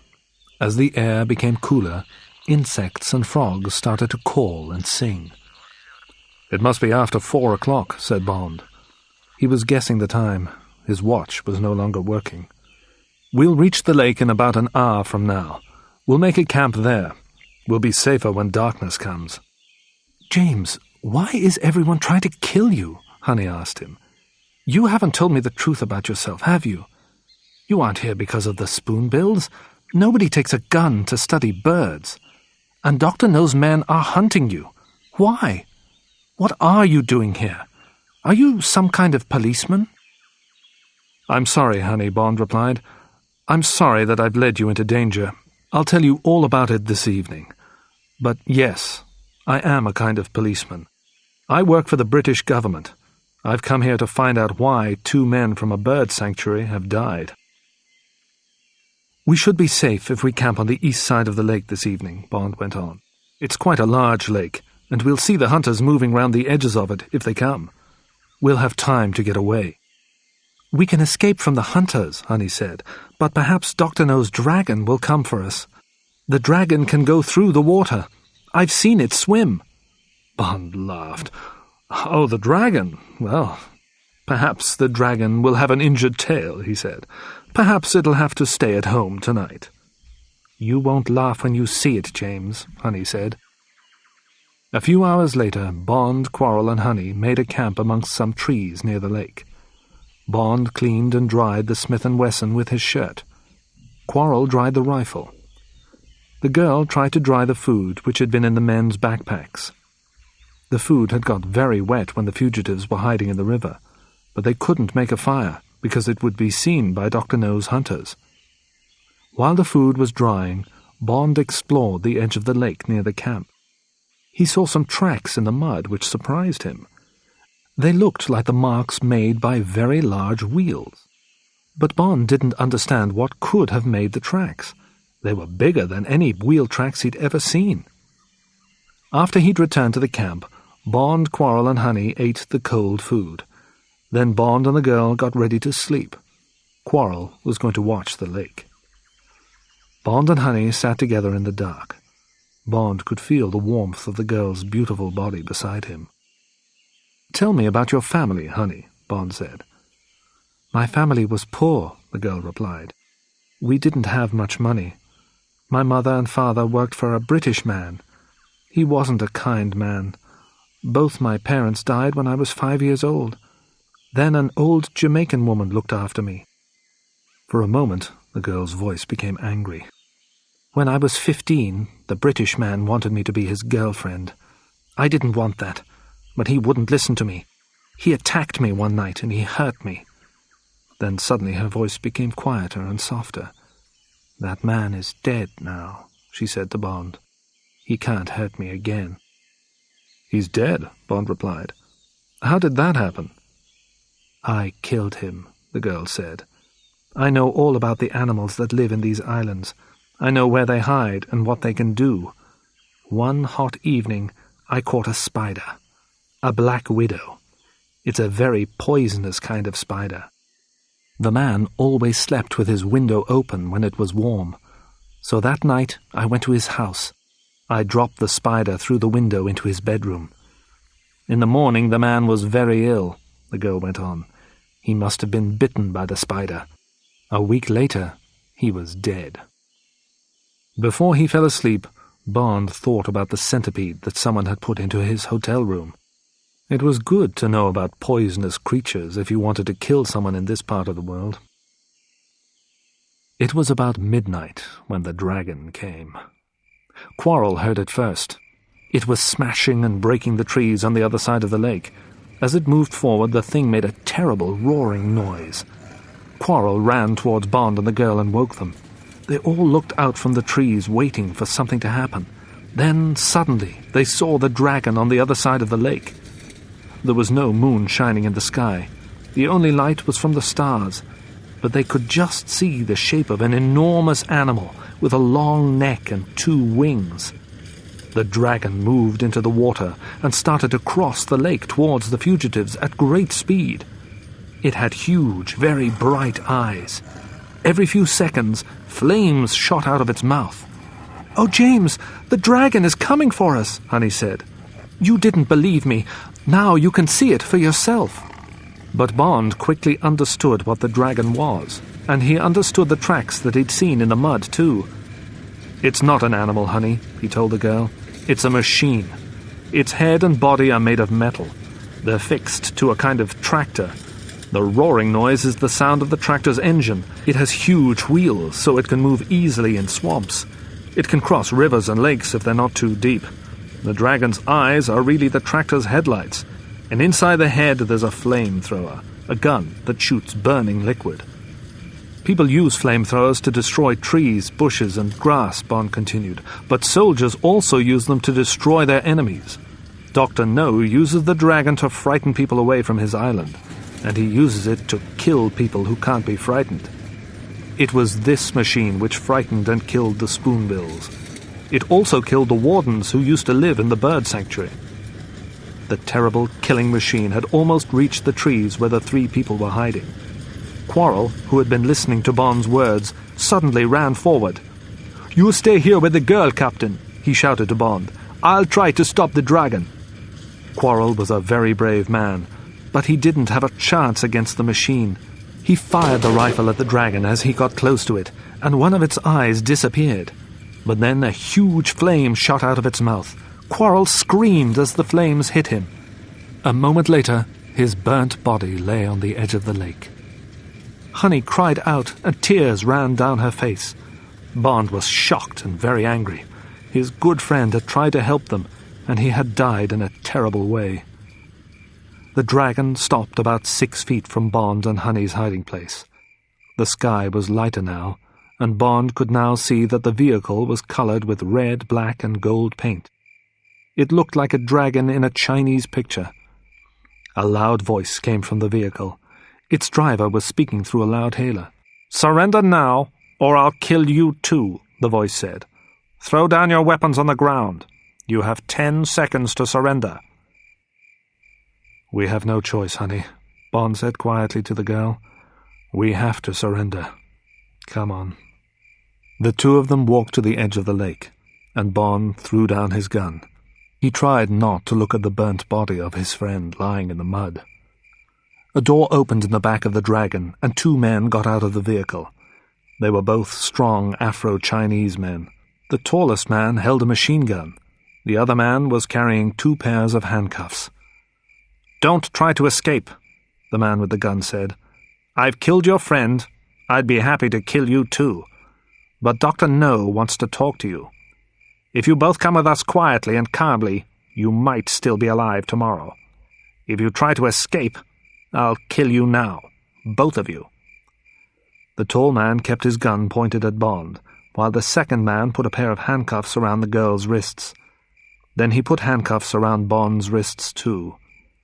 The 2 men pushed their prisoners inside the tractor, and a moment later the tall man started the engine.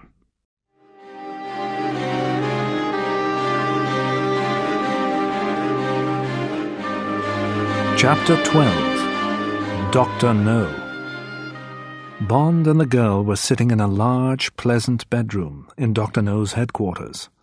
The building was deep inside the mountain at the west end of the island. Bond and Honey were prisoners. The bedroom had no windows, and there were no handles on the doors. But Bond and Honey had been treated well. They hadn't met the mysterious Dr. No yet. When they'd first arrived, early in the morning, a Chinese woman had looked after Honey and Bond.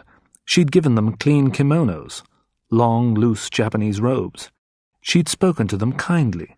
She told Bond and Honey to give her their wet, dirty clothes so that they could be washed.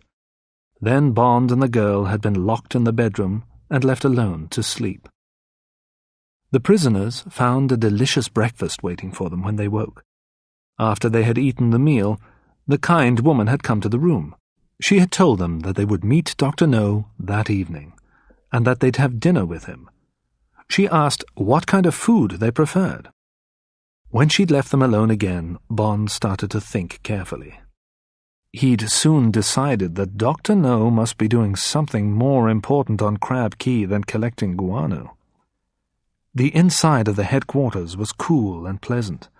The furniture was comfortable and expensive, but the building was as strong as a prison. Perhaps I'll find out this evening what the doctor's real business is, Bond thought. He looked at the girl.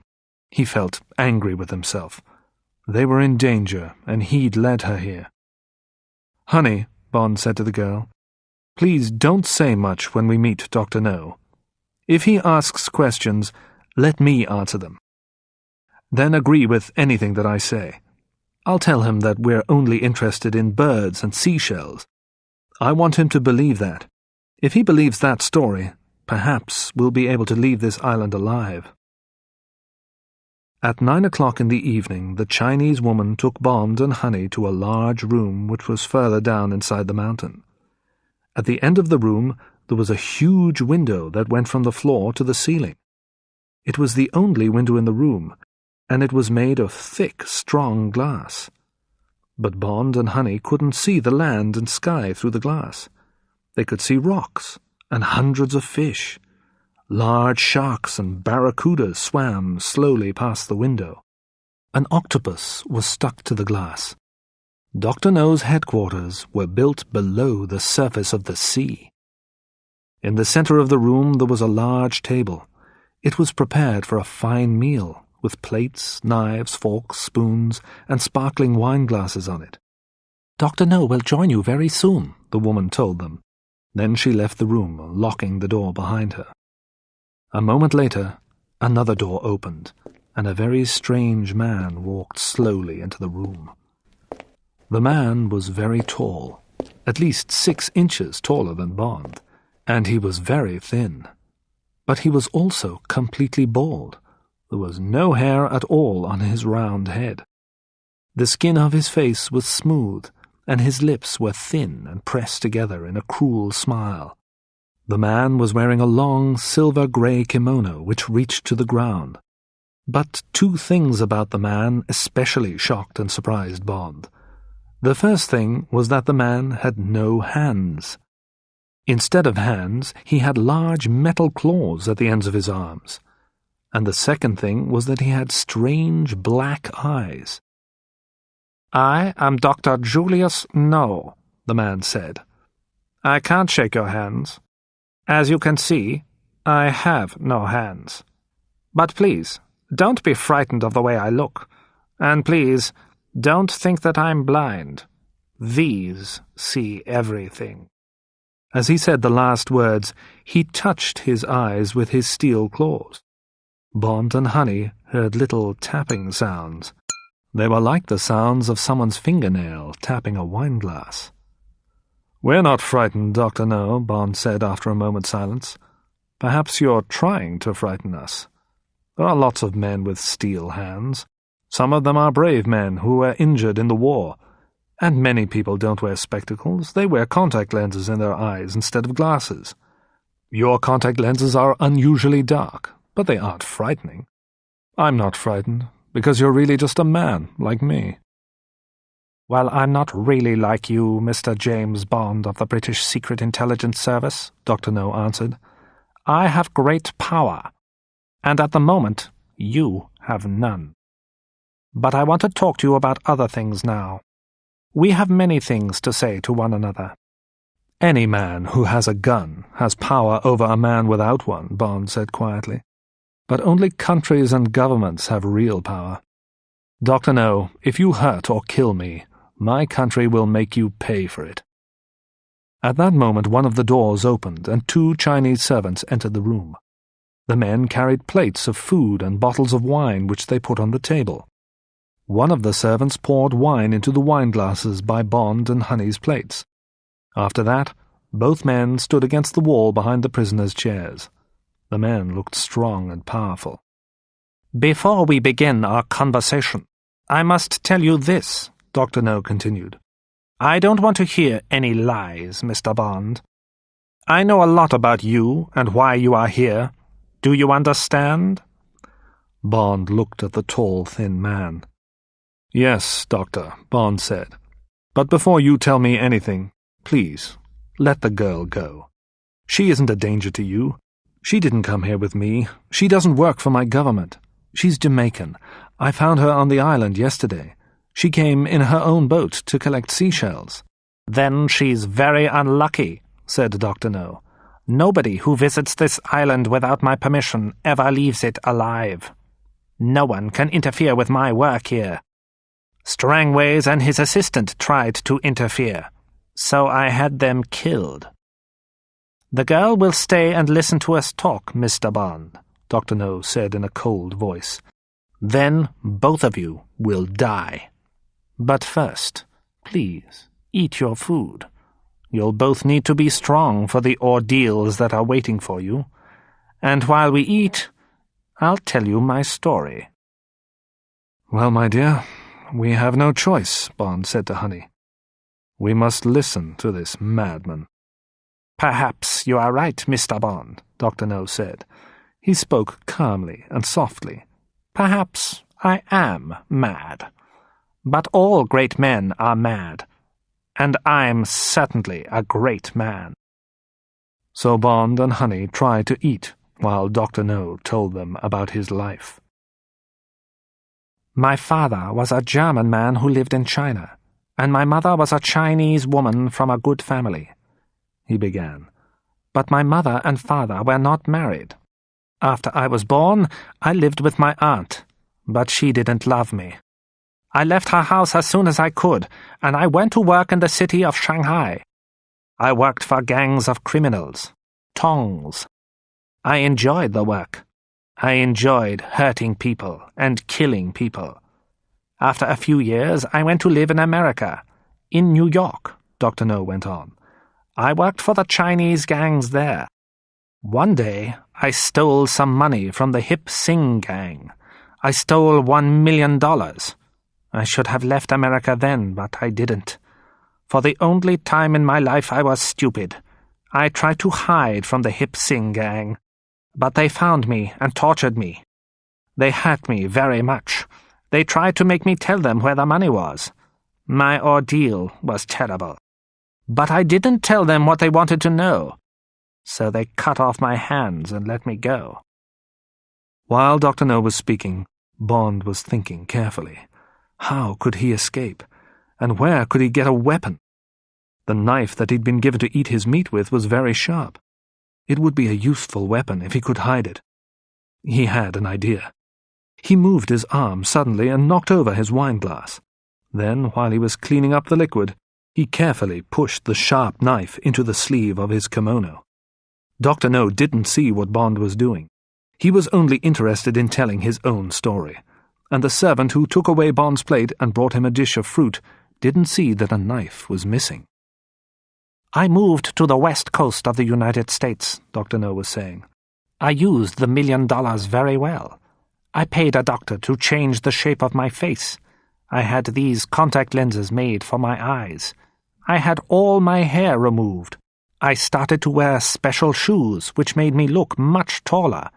I changed my name. Then I went to a college and studied medicine. I knew that I wouldn't be able to work as a doctor because doctors need real hands. But for many years I studied people's bodies and minds. Those subjects interest me the most. But of course, I had to earn some more money. When my medical studies were finished, I bought this island, the doctor said. I brought some workers here, and I started to collect and sell the guano. I've lived here for 14 years. I'm proud of what I have done, Mr. Bond. I was tortured by the tongs, but I lived after that terrible ordeal. And now I'm a very rich and a very successful businessman. That's why I'm a great man, Mr. Bond. Well, I'm sure that you are a very clever man, Dr. No, Bond replied. But I don't believe that you live here just to collect guano for fertilizer. You live here for another reason. You're working for somebody else. I'm sure about that. You're a clever man too, Dr. No said. And of course, you're correct. I am here for another reason. You're a British spy, Mr. Bond. You must know about an island called Turk's Island. It's about 300 miles from here. It's where the Americans fire their new weapons and study how they work. Who do you think might be interested in that place? The Soviet Union, Bond replied. And once again you are correct, said Dr. No. My headquarters here on Crab Key has the most modern spying equipment. With this equipment I can spy on Turk's Island. I can listen to radio transmissions. I'll find out information about the American weapons, and the Soviet government is going to pay me an enormous amount of money for that information.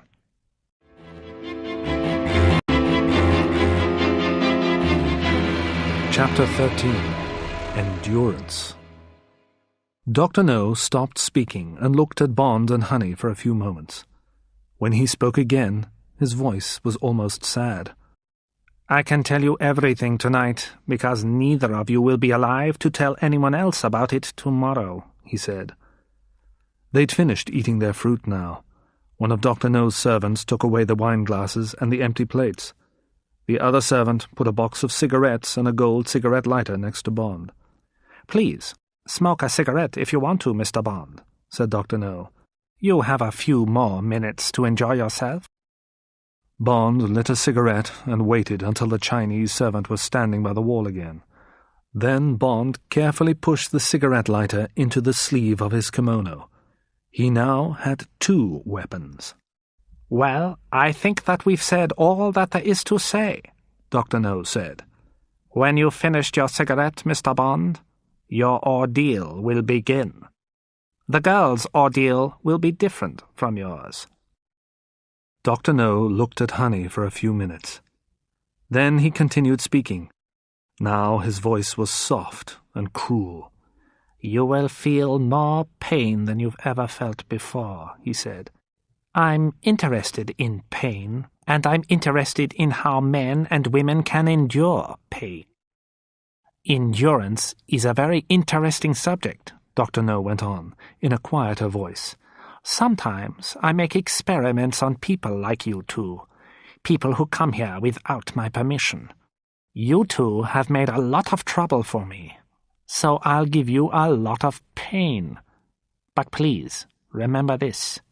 You'll die, yes, but your deaths will be useful. Your deaths will increase our knowledge about people's bodies. One day, I'll give the results of my experiments to the scientists of the world. My experiments will make me famous." Dr. No pointed at Honey. "You'll die in an unusual way," he told her. "I've only made this experiment once before. I experimented on a woman who worked for me on the island. That woman endured pain for 3 hours before she died." Bond was listening to what Dr. No was saying to Honey, but he was also thinking about how to save her. "This island is called Crab Key because many thousands of crabs live here," Dr. No told the girl. "You're a Jamaican, so you must know about these crabs. They're as big as plates, and they have black bodies. At this time of year, the crabs come from their homes by the seashore, and they climb up towards the mountain. They eat anything that they find in their paths. One of their paths to the mountain is very close to this building," Dr. No continued. "And tonight, as the crabs walk along their path, they'll find a young woman. She'll be tied to the ground. That woman will be you, Miss Rider. The crabs will touch your body with their claws. They'll eat you slowly. It'll be a horrible death. How many hours will pass before you die? Can you guess?" The girl cried out, and she closed her eyes and her head fell forward. She didn't move or speak. She had fainted. A moment later, Dr. No spoke some words in Chinese to the servant who stood behind Honey's chair. The man moved forward, picked up the unconscious girl easily, and put her over his shoulder. Then he walked towards the door. The door opened, and he left the room. At the same time, the other servant walked up behind Bond, grabbed Bond's arms and pressed them tightly to his sides. The servant's hands were huge and strong. For half a minute, there was silence. Bond was thinking as quickly as he could. He was thinking about the sharp knife and the cigarette lighter which were hidden in his sleeve. How could he use these things? If he could get near Dr. No, then he'd have a chance to kill the madman. But the servant was still holding Bond's arms to his sides. He couldn't move. Dr. No spoke again. "Mr. Bond," the doctor said, "do you still believe that only countries and governments have real power? Perhaps you've changed your mind now. I can decide how the girl will die, and I can decide how you will die. So I'll tell you now about your own death. That is real power." "I'm interested in what people's bodies can endure," Dr. No continued, "but I'm also interested in the endurance of people's minds. For example, how does a person's mind endure terror? The worker who I left out for the crabs didn't die from the injuries that the crabs made on her body. She died of terror. But I want to find out how long a human body can endure pain before it loses all its strength. So I've made a new experiment. I've made a kind of obstacle course. And you, Mr. Bond, will now be the subject for my experiment. Your body and your mind will be tested. Some of my obstacles are physical. You'll have to endure pain and injuries to your body. Other obstacles are mental. You'll have to endure fear and doubt in your mind. "You've slept well and eaten good food," Dr. No went on. "Your body is strong and fit. Now I want to see how long you can endure my obstacle course. I want to know how many obstacles you'll overcome before you die, Mr. Bond. You won't complete the course. You will die before the end. There'll finally be one obstacle that you can't overcome. Which will it be? Yes, I ask myself that. Which will it be?"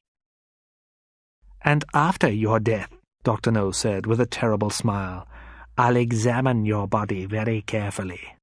You'll be the first man to be tested on my obstacle course, Mr. Bond, of the British Secret Intelligence Service. You're very lucky. Please, try to think about that as you die."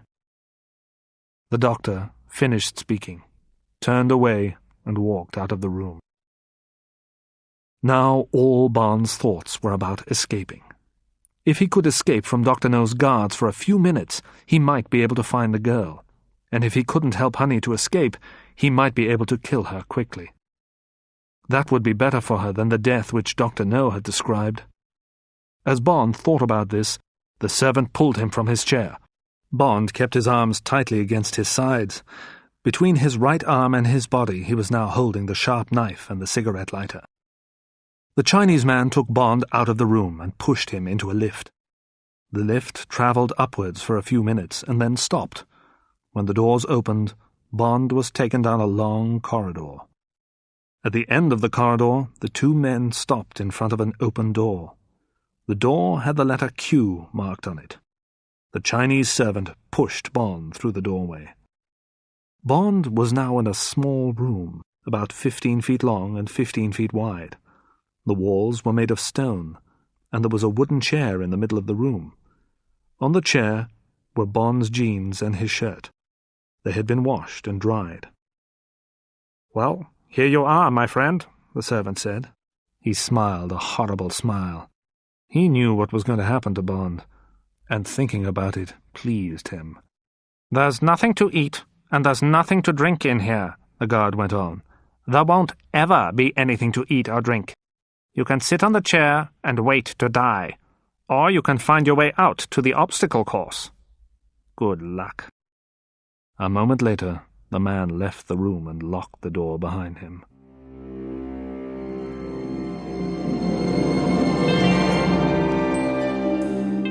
Chapter 14. The Obstacle Course. Bond looked more carefully around the little stone room. The door was made of strong metal, and there was no handle on it. Above the door there was a small window made of very thick glass. He wasn't going to escape that way. But high up on one wall in a corner there was a ventilation grill. The grill was made of thick wire, and Bond could feel cool air coming through it. The grill covered a circular opening, which was wider than Bond's shoulders. "Well, that grill covers a ventilation shaft," Bond said to himself. "I guess that the shaft leads onto the obstacle course. I must hurry. Dr. No's men must have taken Honey out onto the mountainside already." Bond took off the kimono and quickly put on his own clothes. He looked at the cigarette lighter and the knife. Perhaps he could use these two things as weapons. They might be useful during the ordeal that he was going to endure. But then he saw that the frame of the grill was made from one long piece of wire. If he could pull the grill away from the wall and straighten the wire frame, perhaps he could make a spear from it. Bond put the lighter in his pocket. Then, holding the knife in his teeth, he moved the chair. He put it against the wall just under the grill. He stood on the chair and grasped the metal grill with his right hand. There was a flash of blue light. Bond felt a terrible pain in his arm, and he was thrown backwards off the chair. His head hit the stone floor, and for a few moments he was unconscious. Bond woke up. There was a smell of burning skin in the air. Bond looked at his right hand. A red mark across his fingers showed where the grill had burned him. The grill had been electrified. And as he looked at the burn, he started to feel pain in his hand. Then he thought about Honey Rider. She was on the mountainside, waiting for the crabs to come. He had to get out of this room. "Dr. No doesn't want me to die here," Bond told himself. That was just the beginning of my ordeal. That was the first physical obstacle. Pain. Has the doctor turned off the electricity now? I think that he'll let me go on. He wants me to endure different kinds of pain. Now this is one of his mental obstacles. Will I be able to touch the grill again, or am I too frightened of the electricity? He wants to know if I've lost my nerve. Well, I haven't. Bond cut a piece of cloth from the kimono and wrapped it around his injured hand. Then he climbed onto the chair again and he grasped the grill with his left hand. There was no flash this time. He pulled the grill with all his strength. After a moment, the whole frame came away from the wall. He grasped the electric cable which was attached to the frame, and he tore it away. Then he started to pull the wire frame off the grill. Soon Bond had pulled the wire frame straight. He had made it into a simple spear about 4 feet long. At one end there was a sharp point. Bond bent a few inches of the wire to make a hook at the other end. Then he bent the spear in half, and he pushed it down inside one leg of his jeans. Now the hook was on the outside, over his belt. Bond put the knife between his teeth again. Then he jumped up onto the chair and pulled himself up through the circular opening in the wall. A moment later, Bond was inside the horizontal ventilation shaft. The shaft was about 4 inches wider than Bond's shoulders, and it was made of shiny, slippery metal. When he lit his cigarette lighter for a few moments, Bond saw that the shaft continued straight ahead. Lying flat on his stomach, Bond began to crawl forwards. The air in the shaft was cool. Soon, Bond knew, something else would happen to him. He would reach another obstacle. But his enemy didn't want him to die yet. Dr. No wanted to know how much pain Bond could endure. Bond was sure that there would be several more obstacles before the end of the course. Perhaps he would die at one of them, or perhaps he would reach the end of the course. But what then, Bond asked himself. If I'm still alive at the end of the course, Dr. No will try to kill me. So, is there any hope for me? Bond thought, as he crawled forward. Dr. No wants me to believe that there's no hope. That's another one of his mental obstacles. But he doesn't know about my 3 weapons.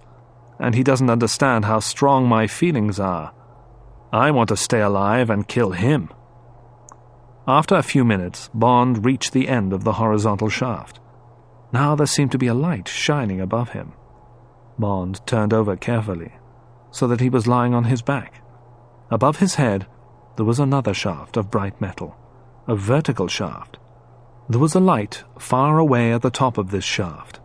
Bond guessed that the shaft was about 50 yards high.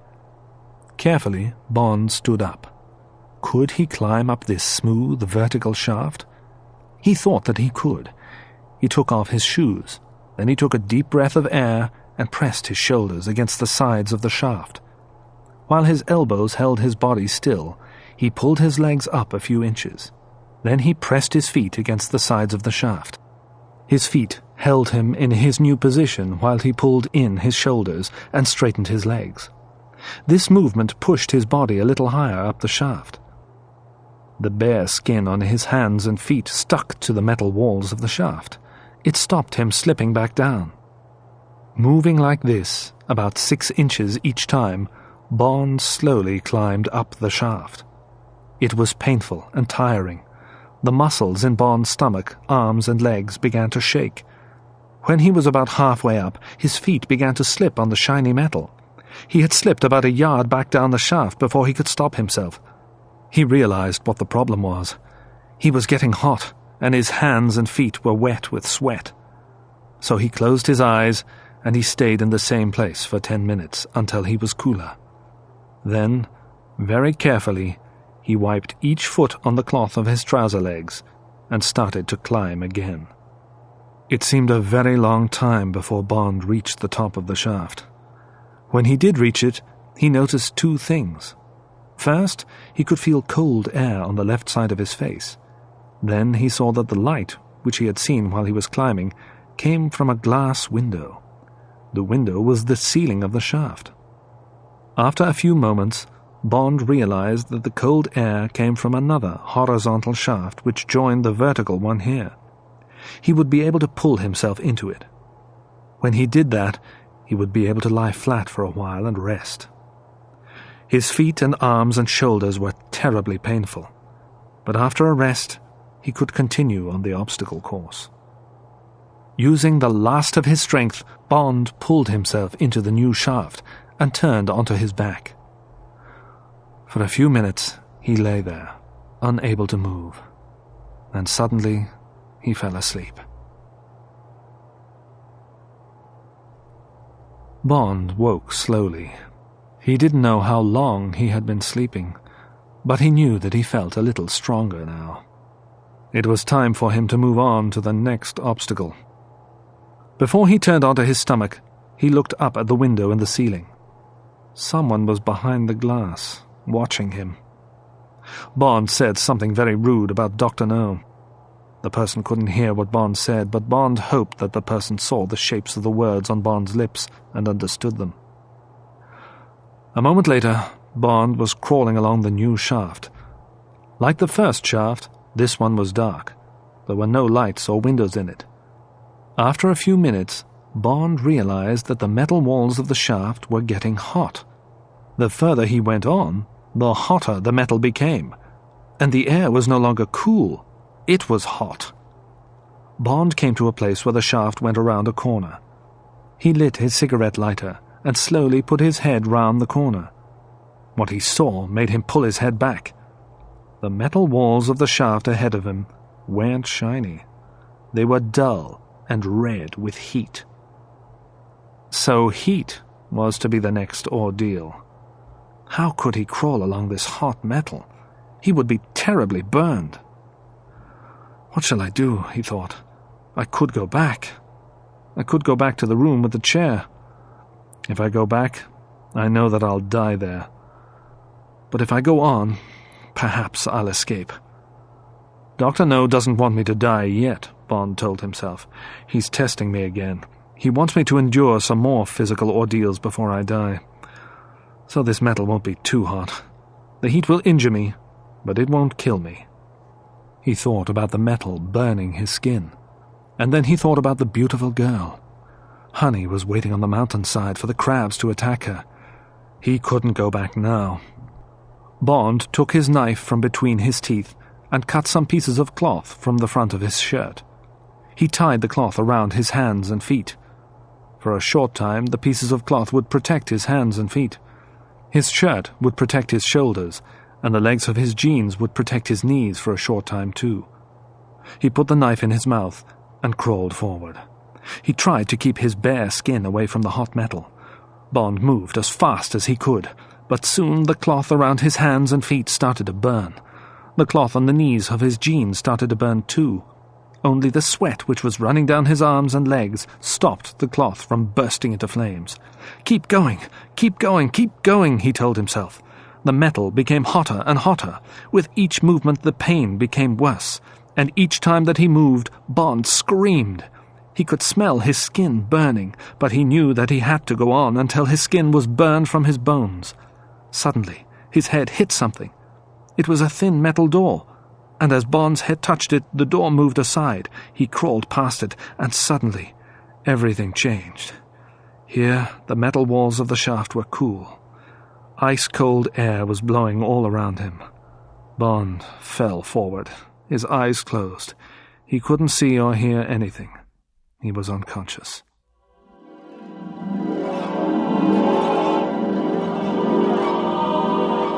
Chapter 15. The Last Ordeals. When he woke again, Bond slowly turned over onto his back.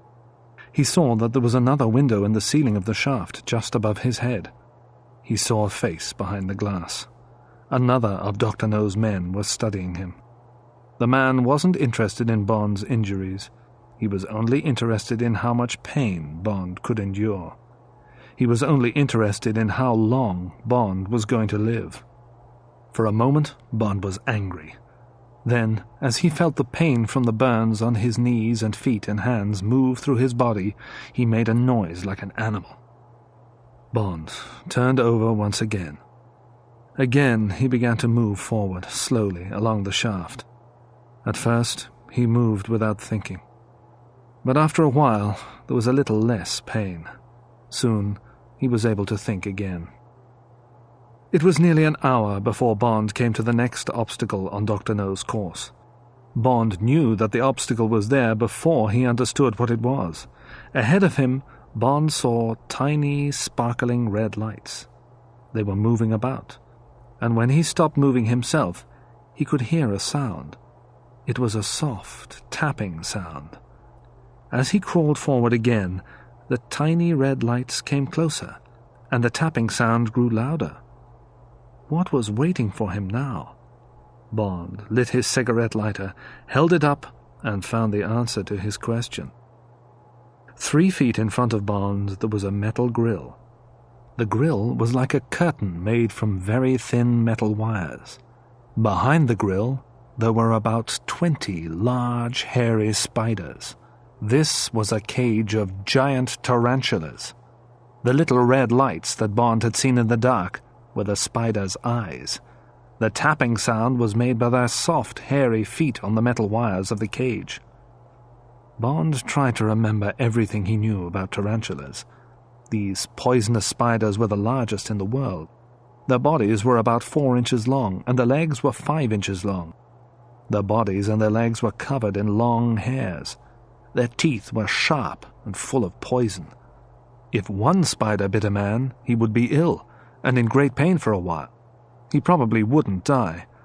But Bond had to crawl through this cage with 20 tarantulas in it. If more than one bit him, he probably would die. Bond looked at the spiders and remembered the centipede in his hotel room. Again he felt cold with fear and disgust. But that was what Dr. No wanted. Bond knew that. If I think about these spiders on my body and in my hair, I won't be able to go on, he said to himself. If I think about them biting me, I won't be able to go on. But I must go on. I'm going to rescue Honey. Perhaps Dr. No thinks that this is the ordeal that'll kill me, but he doesn't know about my 3 weapons. Bond carefully took the spear from inside his trouser leg. He unbent the wire and pulled the spear to its full length. Then he turned a little wheel on his cigarette lighter, which made the flame bigger. Finally, he cut a large hole in the grill with his knife and crawled into the cage. The spiders started to run towards him, but when they saw the flame from the lighter, they stopped. They were afraid of the fire.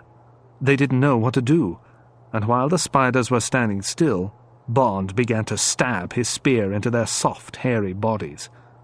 After he had killed several of them, the other spiders started to move forward again, but they wouldn't come near the flame from the lighter.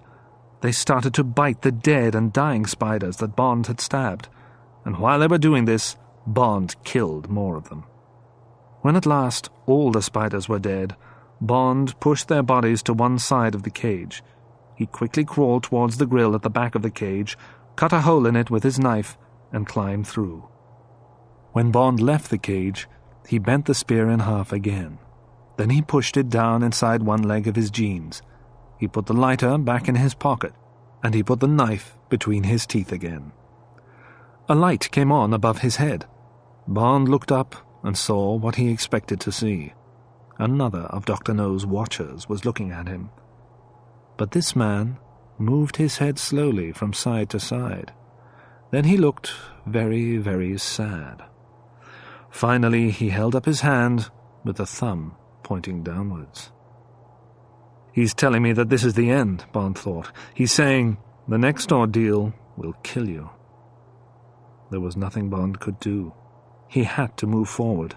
Soon he realized that the shaft was sloping downwards, and he realized that the metal walls were more slippery than before. After a few minutes, the weight of his own body was moving him along. Bond didn't have to crawl anymore. He didn't have to move his arms and legs at all. For a while this felt pleasant.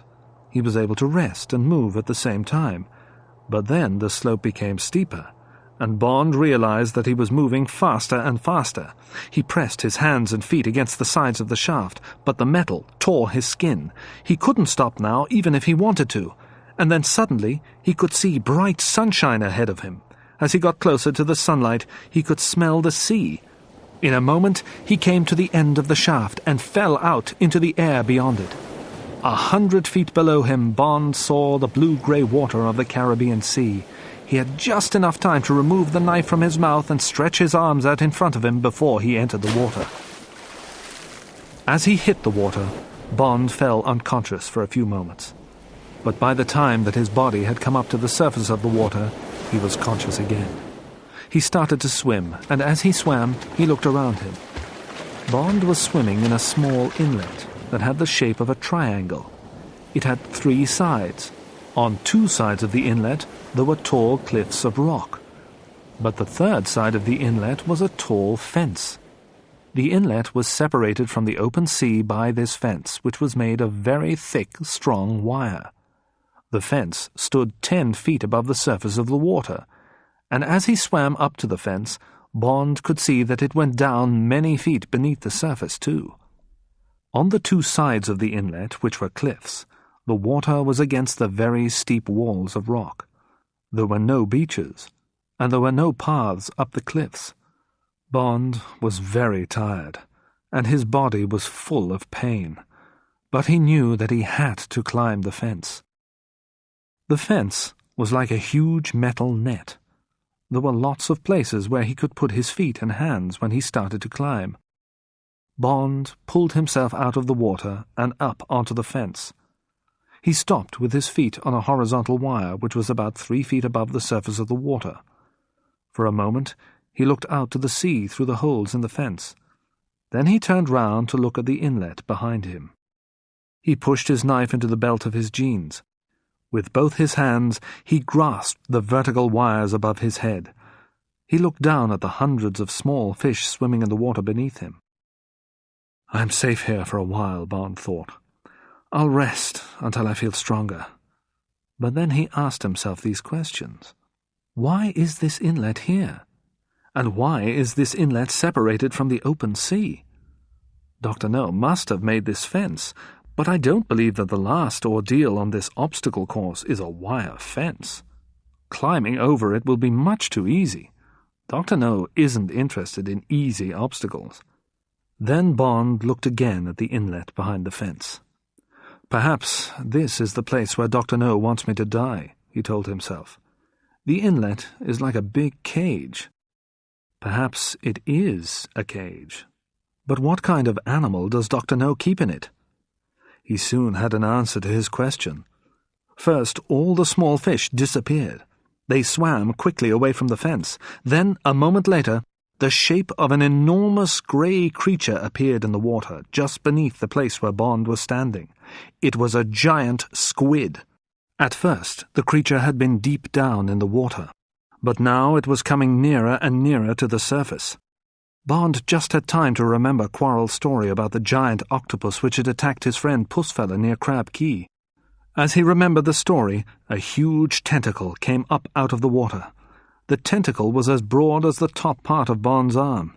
It touched the fence below Bond's feet. So this is my final ordeal, Bond thought. He tried to climb a little higher on the fence, but he was weak and in pain. He climbed very slowly. He looked down again, and he saw 2 eyes looking up through the water at him. The eyes were as large as footballs. They looked calm and almost friendly. For a moment Bond thought that the squid wasn't interested in him, but then it moved its tentacle and touched one of Bond's legs. The tentacle moved over Bond's leg, then grasped it, pressing it hard. "It's asking itself if I'm good to eat," Bond told himself. A moment later, the squid attacked. A second long tentacle came up out of the water and grabbed Bond's left arm. Bond pulled his knife from his jeans with his right hand. He stabbed and cut the tentacle with the knife. But now there were more tentacles moving up the wire fence. They held Bond's body, pulling him down towards the water, and they were terribly strong. Then the creature's enormous head appeared, and now Bond thought that its eyes looked angry. The squid's huge, sharp beak was opening and closing near Bond's feet. In a moment, the creature was going to start eating him. There was only one thing to do. Bond pulled the wire spear from his trouser leg and stabbed it deep into one of the terrible creature's eyes. He stabbed the eye again and again. The last time, he left the spear there. For a few seconds, the surface of the sea looked like water boiling in a cooking pan. Then, suddenly, the color of the water changed. The sea around Bond was no longer blue, it was black. When Bond had stabbed the squid, it had released ink from its body. Bond and the fence were covered in the stinking black liquid. Suddenly, Bond felt the squid's tentacles falling away from his body. In a moment, the creature had swum away, and the water became calm again. After the giant squid had gone, Bond rested on the fence for a while. Then he slowly climbed over the top of the fence and dropped down into the sea on the other side. He swam towards the shore of the rocky headland on the south side of the fence. Soon he could see a path in the rocks of the headland. He thought that the path must lead up to Dr. No's headquarters. All night there had been two thoughts in Bond's mind. He wanted to live long enough to kill Dr. No, and he wanted to save Honey from the black crabs. But it was many hours now since Bond had started his ordeal. It had been late evening when Dr. No's servant had locked him in the stone room with the ventilation grill, and now it was morning. The girl must be dead. The only thing to do now was to find Dr. No. "I still have the knife," Bond told himself. As Bond pulled himself out of the sea, he had a surprise. He heard a loud sound. It was the sound of a ship's siren. It was coming from somewhere close to where Bond was standing. The path in front of him led along the bottom of the cliff and went around the end of the headland. There must be a key on the other side of this headland, Bond thought. It must be the place where guano is loaded into the ships. As he walked towards the end of the headland, Bond heard another sound, but he couldn't guess what was making this noise. It sounded like lots of pieces of metal crashing together. At the end of the headland there was a large rock. Bond stopped behind it. He would have to look very carefully round this rock before he went any further. There might be guards with guns on the other side. Bond moved very slowly and looked carefully round the corner. For 10 seconds he looked at what was beyond it, then he moved back and hid behind the rock again.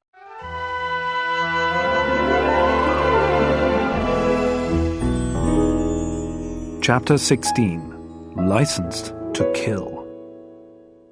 Bond hid behind the large rock. He thought about everything that he'd seen during those 10 seconds when he'd looked beyond the rock. He tried to make a picture in his mind. In front of him and below him, Bond had seen a quay which was built out into the sea. The quay was about 20 yards long and had the shape of a letter T. A large old ship was tied beside the T of the quay. Bond hadn't seen any men on the deck of the ship. He guessed that they were in the cabins below the deck. The ship was being loaded with guano by 2 machines, a long conveyor and a crane. It was these machines which were making the strange noise that Bond had heard. The conveyor stood on tall metal legs. It was built down the side of the mountain to the quay. Its belt was covered by a metal roof. Guano was carried from the mountain to the ship waiting at the quay along this belt. The end of the conveyor, which was nearest the quay, did not stand on metal legs. It moved from one side to another. It was like an arm. At the end of the conveyor's arm there was a huge sleeve of strong cloth. The crane stood on the quay beside the ship. The crane also had a long arm made of metal. As the guano traveled along the conveyor, the crane's arm moved the arm and sleeve of the conveyor. The crane moved the sleeve of the conveyor above some openings in the deck of the ship. The crane moved the sleeve to each of these openings until the ship was completely loaded with guano.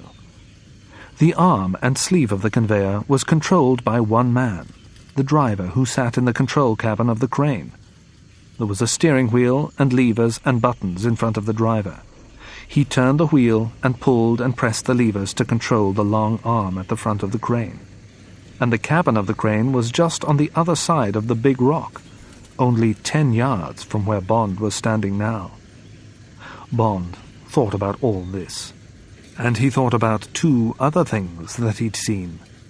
The first thing was the position of the crane's arm. It was controlled by the steering wheel in the cabin. If this wheel was turned as far as possible to the right, the sleeve of the conveyor wouldn't be above the ship. It would be above the quay. The other thing was this. Standing on the quay, watching the loading of the guano, was a tall, thin man, Dr. Julius No. If someone turned the crane steering wheel as far as possible to the right, the sleeve of the conveyor would stop above his head. Yes, I must do it, Bond told himself. But first, I'll have to get rid of the crane driver. Bond was Agent 007. He was licensed to kill. He knew that he had to kill Dr. No. The madman was dangerous and cruel. He enjoyed torturing people. Slowly and carefully, Bond looked around the rock again. As he did this, the crane driver turned his head.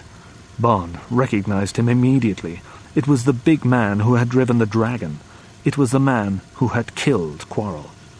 Quarrel had died in a terrible way, so now Bond wanted to kill this man very much. Bond waited till the crane driver was looking at the ship again. Then he moved fast.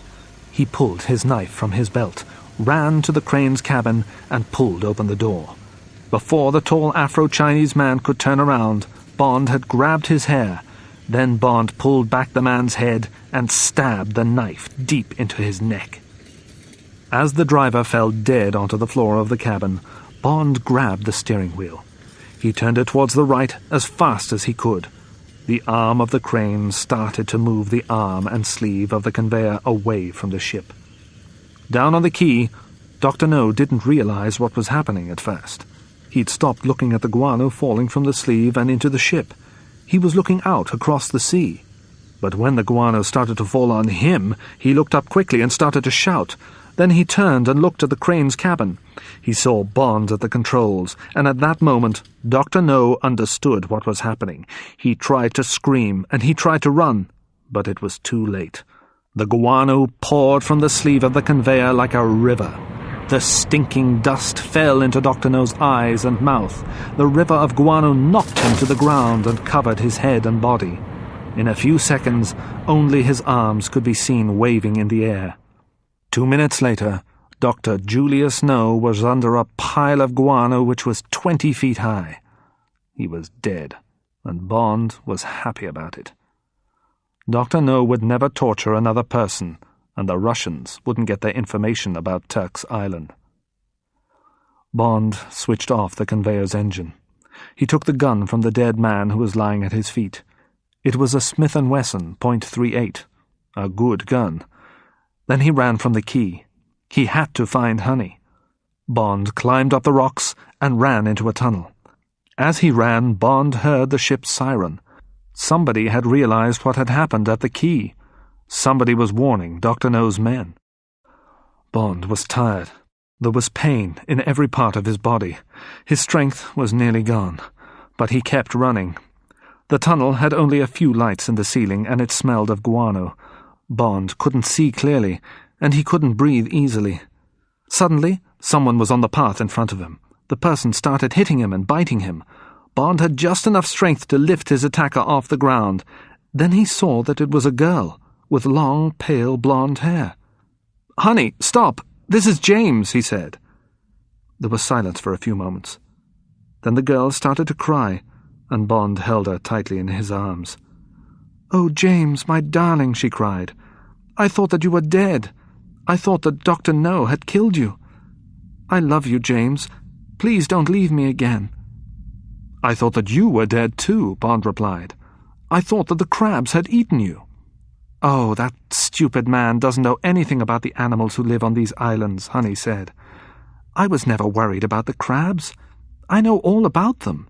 They eat plants, they don't eat meat, and they don't usually attack people. Perhaps if someone had an injury with lots of blood, the crabs might bite a person. Perhaps that happened to the other girl that Dr. No told us about.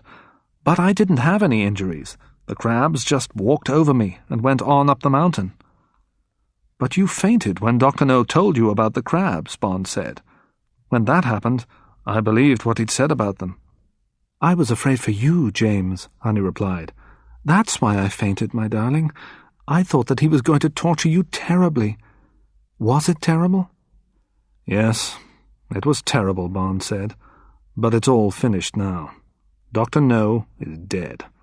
Now we must escape from this island before his men kill us. We've got to get to the beach as fast as we can. We've got to find the canoe. After all their ordeals, Bond and Honey reached the beach easily. They stole the dragon. Dr. No's men had hunted Bond and Honey for a while. They had followed the fugitives out of the tunnel. They had brought dogs to follow the fugitives' tracks. But then Bond shot 5 of Dr. No's men, and the hunters let Bond and the girl escape. Bond and Honey found the dragon and drove it towards the lake, and after driving through the mangroves for an hour, they reached the beach and found the canoe. With the last of his strength, Bond pulled the little boat from its hiding place and pushed it into the water. Then he fell into the canoe and lay there, unable to move. It was Honey who sailed the canoe back to Morgan's Harbour. For most of the journey, Bond lay in the bottom of the little boat, resting and sleeping. But when they were near to the Jamaican coast, the girl woke him. Bond sat up slowly and looked at the sea. He was thinking about the future and about the past. When they landed, he would take the girl to Bow Desert. He would leave her there for a day or two. While she rested there, he would be in Kingston. He'd go to King's house, and he'd send a message to M in London. And then he'd tell the acting governor everything that he knew about Crab Key and about the work that Dr. Julius No had been doing for the Soviet Union. He'd also tell him that Strangways and True Blood had been murdered. Bond thought about everything that had happened since his arrival in Jamaica. He thought sadly about his friend Quarrel. Soon he would have to talk to Quarrel's family. Bond would tell them about Dr. No and about Crab Key. He'd tell them that Quarrel had been a good man and a good friend. He'd tell them about the money that they would soon have from Quarrel's life insurance. But he wouldn't tell them exactly how his friend had died. Bond thought about Honey, too. She was clever. She could study sea animals at a university. He'd ask Bladel Smith to arrange that. And he'd asked the colonial secretary and his wife to look after Honey for the next few years. He couldn't do more for her than that. Soon there would be another mission for Bond. Soon he'd have to return to London. But before he had to leave, he would spend some time alone with Honey. They wouldn't have much time together. He hoped that the girl would understand that. She'd said that she loved him. But the life of an SIS agent was a lonely and difficult one. There wasn't much time in an agent's life for love. James Bond was very thoughtful as he watched the coast of Jamaica get nearer and nearer.